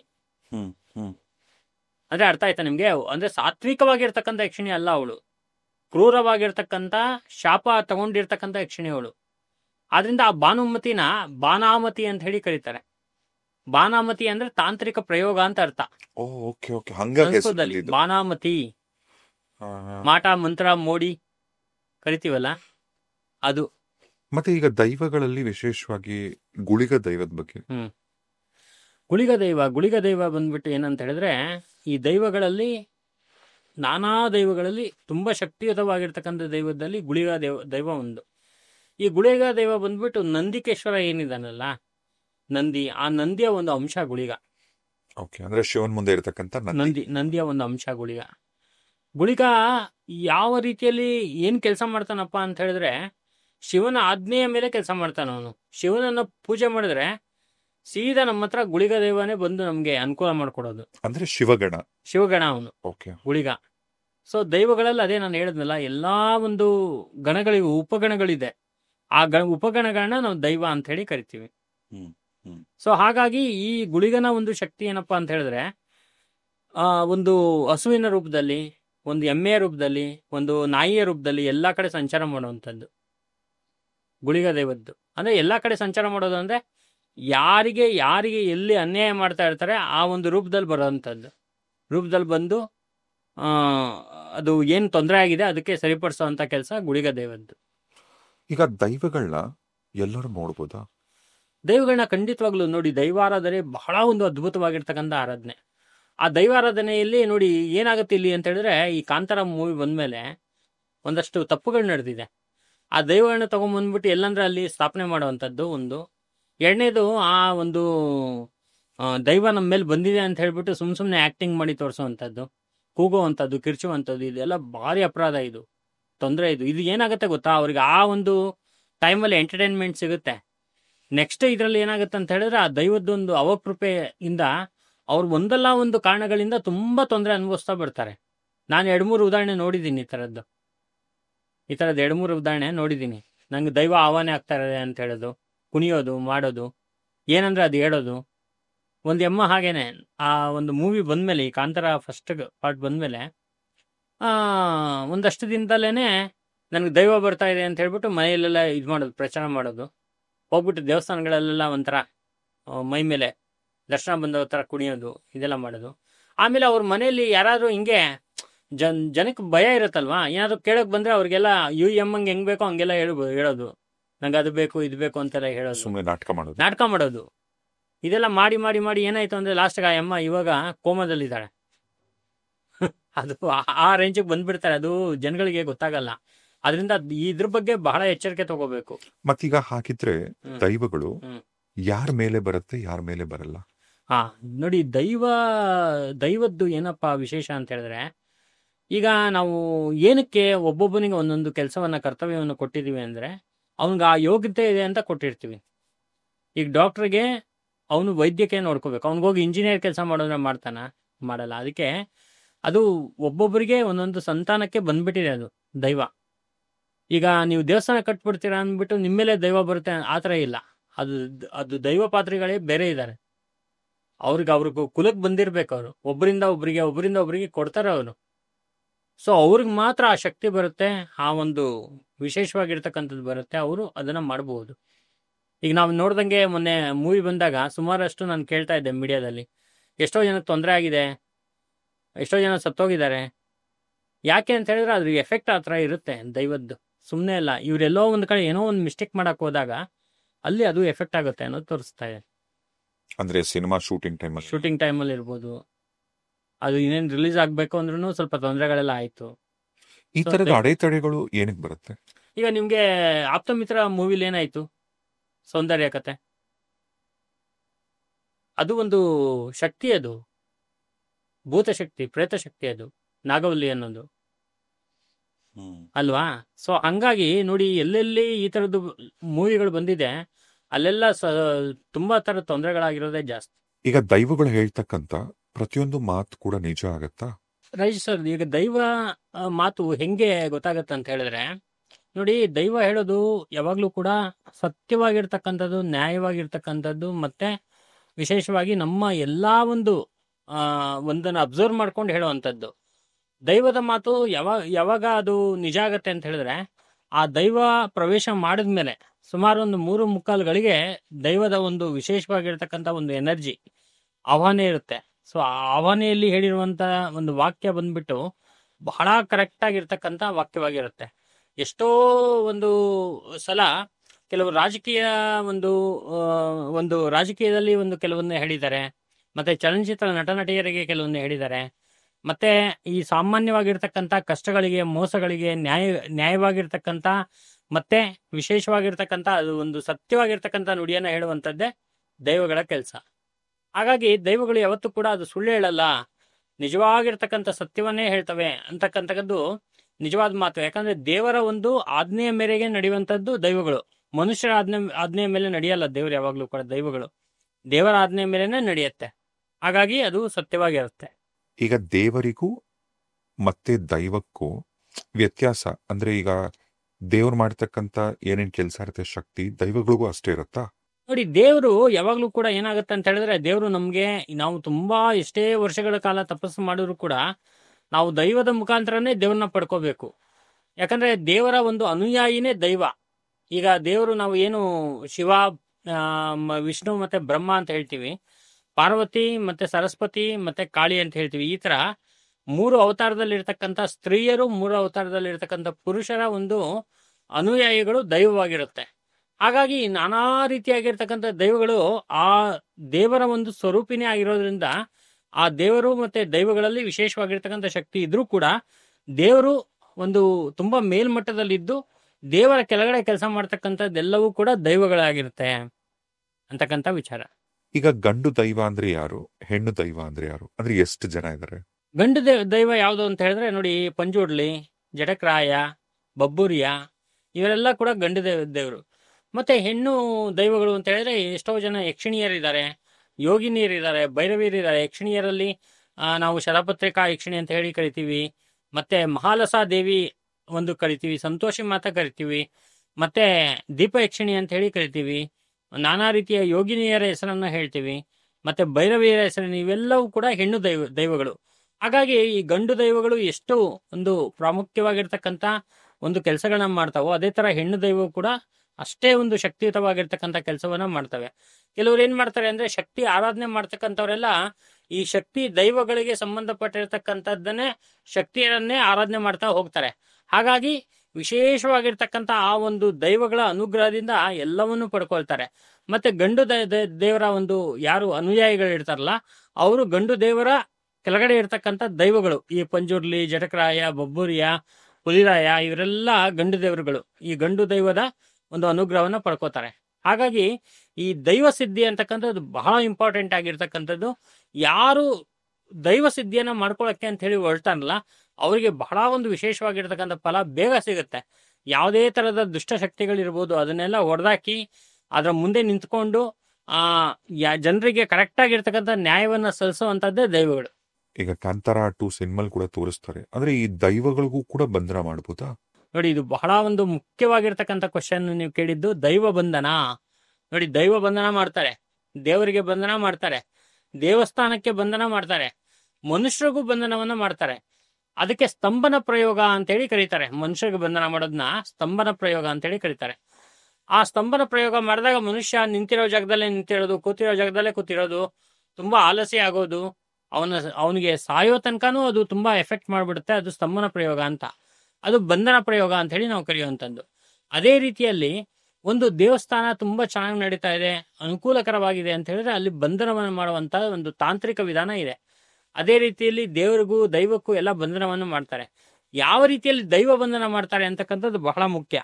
ದೈವ ಬಂಧನವನ್ನು ಮಾಡಬೇಕಾದ್ರೆ ಈ ಸತ್ತ ಪ್ರಾಣಿಗಳು, ಪಕ್ಷಿಗಳು ಇರ್ತಾವಲ್ಲ, ಆ ಆತ್ಮವನ್ನ ಇಟ್ಕೊಂಡು ತಾಂತ್ರಿಕ ವಿಧಾನದಲ್ಲಿ ಆ ಒಂದು ದೈವವನ್ನ ಕಟ್ಟಾಕುವಂಥದ್ದು ಇರುತ್ತೆ, ಒಂದು ಪ್ರಯೋಗ ಇರುತ್ತೆ. ಹಾಗಾಗಿ ಅದು ಕಟ್ಟಾಕ್ಬೇಕು ಅಂತ ಹೇಳಿದ್ರೆ ಅದಕ್ಕೆ ಒಂದು ಸಮಯ ಇರುತ್ತೆ.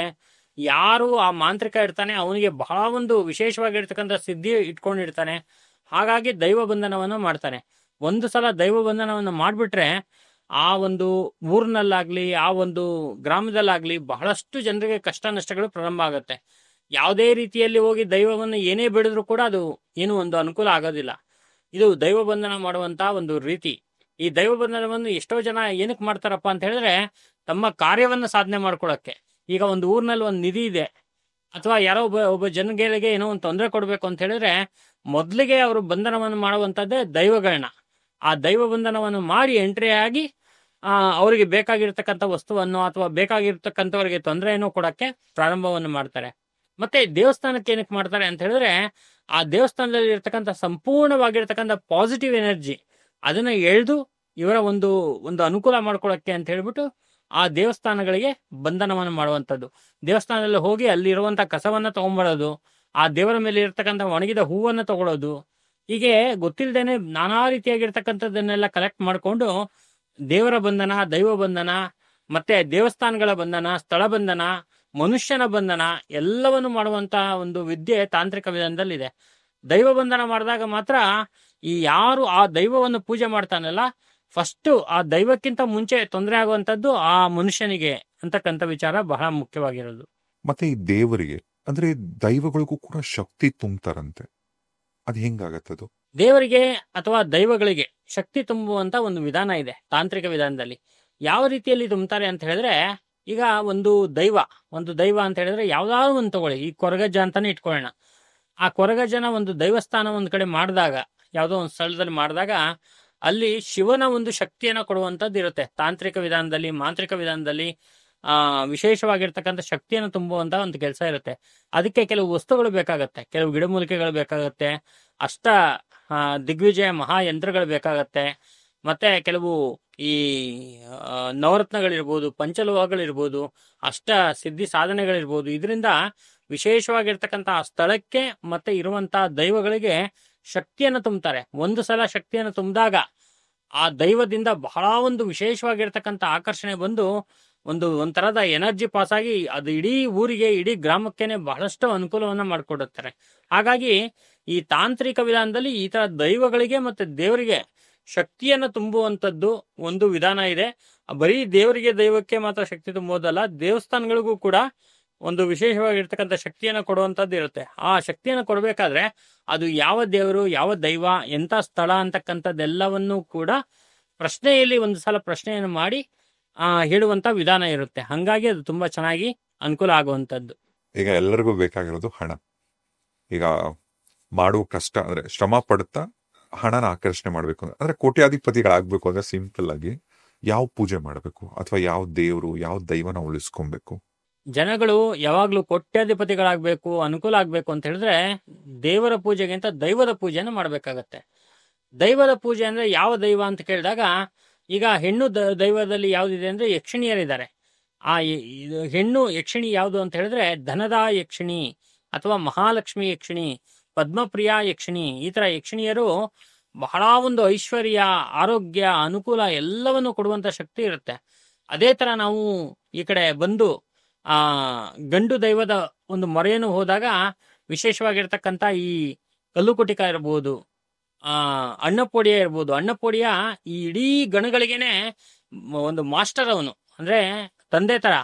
ಹಾಗಾಗಿ ಈ ಅಣ್ಣಪೋಡಿಯನ ಹತ್ರ ಬಹಳವಾಗಿ ಆರಾಧನೆ ಮಾಡುವಂಥದ್ದು, ಬೇಡ್ಕೊಳ್ಳುವಂಥದ್ದು ಮಾಡಿದಾಗ ಮನುಷ್ಯನ ಇರುವಂತ ಎಲ್ಲಾ ಕಷ್ಟಗಳನ್ನು ಅವನು ತಿಂದು ಈ ಮನುಷ್ಯನಿಗೆ ಕೊಡುವಂತ ಒಂದು ಐಶ್ವರ್ಯ, ಆರೋಗ್ಯ ಇದೆಯಲ್ಲ, ಅದು ಶಾಶ್ವತವಾಗಿ ನಿಲ್ಲಿಸುತ್ತೆ. ಹಾಗಾಗಿ ದೈವಾರಾಧನೆ ಒಂದು ಕೋಟ್ಯಾಧಿಪತಿಗಳಾಗಬೇಕು, ಒಂದು ವಿಶೇಷವಾಗಿರ್ತಕ್ಕಂಥ ಅನುಗ್ರಹ ಆಗಬೇಕು ಅಂತ ಹೇಳಿದ್ರೆ ದೈವಾರಾಧನೆ ಬಹಳ ಮುಖ್ಯ. ಈಗ ಹಣನ ಅಟ್ರಾಕ್ಟ್ ಮಾಡಕ್ಕೆ, ಈಗ ಮನಿ ಮ್ಯಾಗ್ನೆಟ್ ಅಂತ ಏನ್ ಕರಿತೀವಲ್ಲ, ಹಣನ ಆಕರ್ಷಿಸೋದಕ್ಕೆ ಅದಕ್ಕೇನಾದ್ರೂ ಮನೇಲಿ ಏನಾದ್ರೂ ರಿಚುವಲ್ಸ್ ಮಾಡ್ಕೊಬೋದಾ?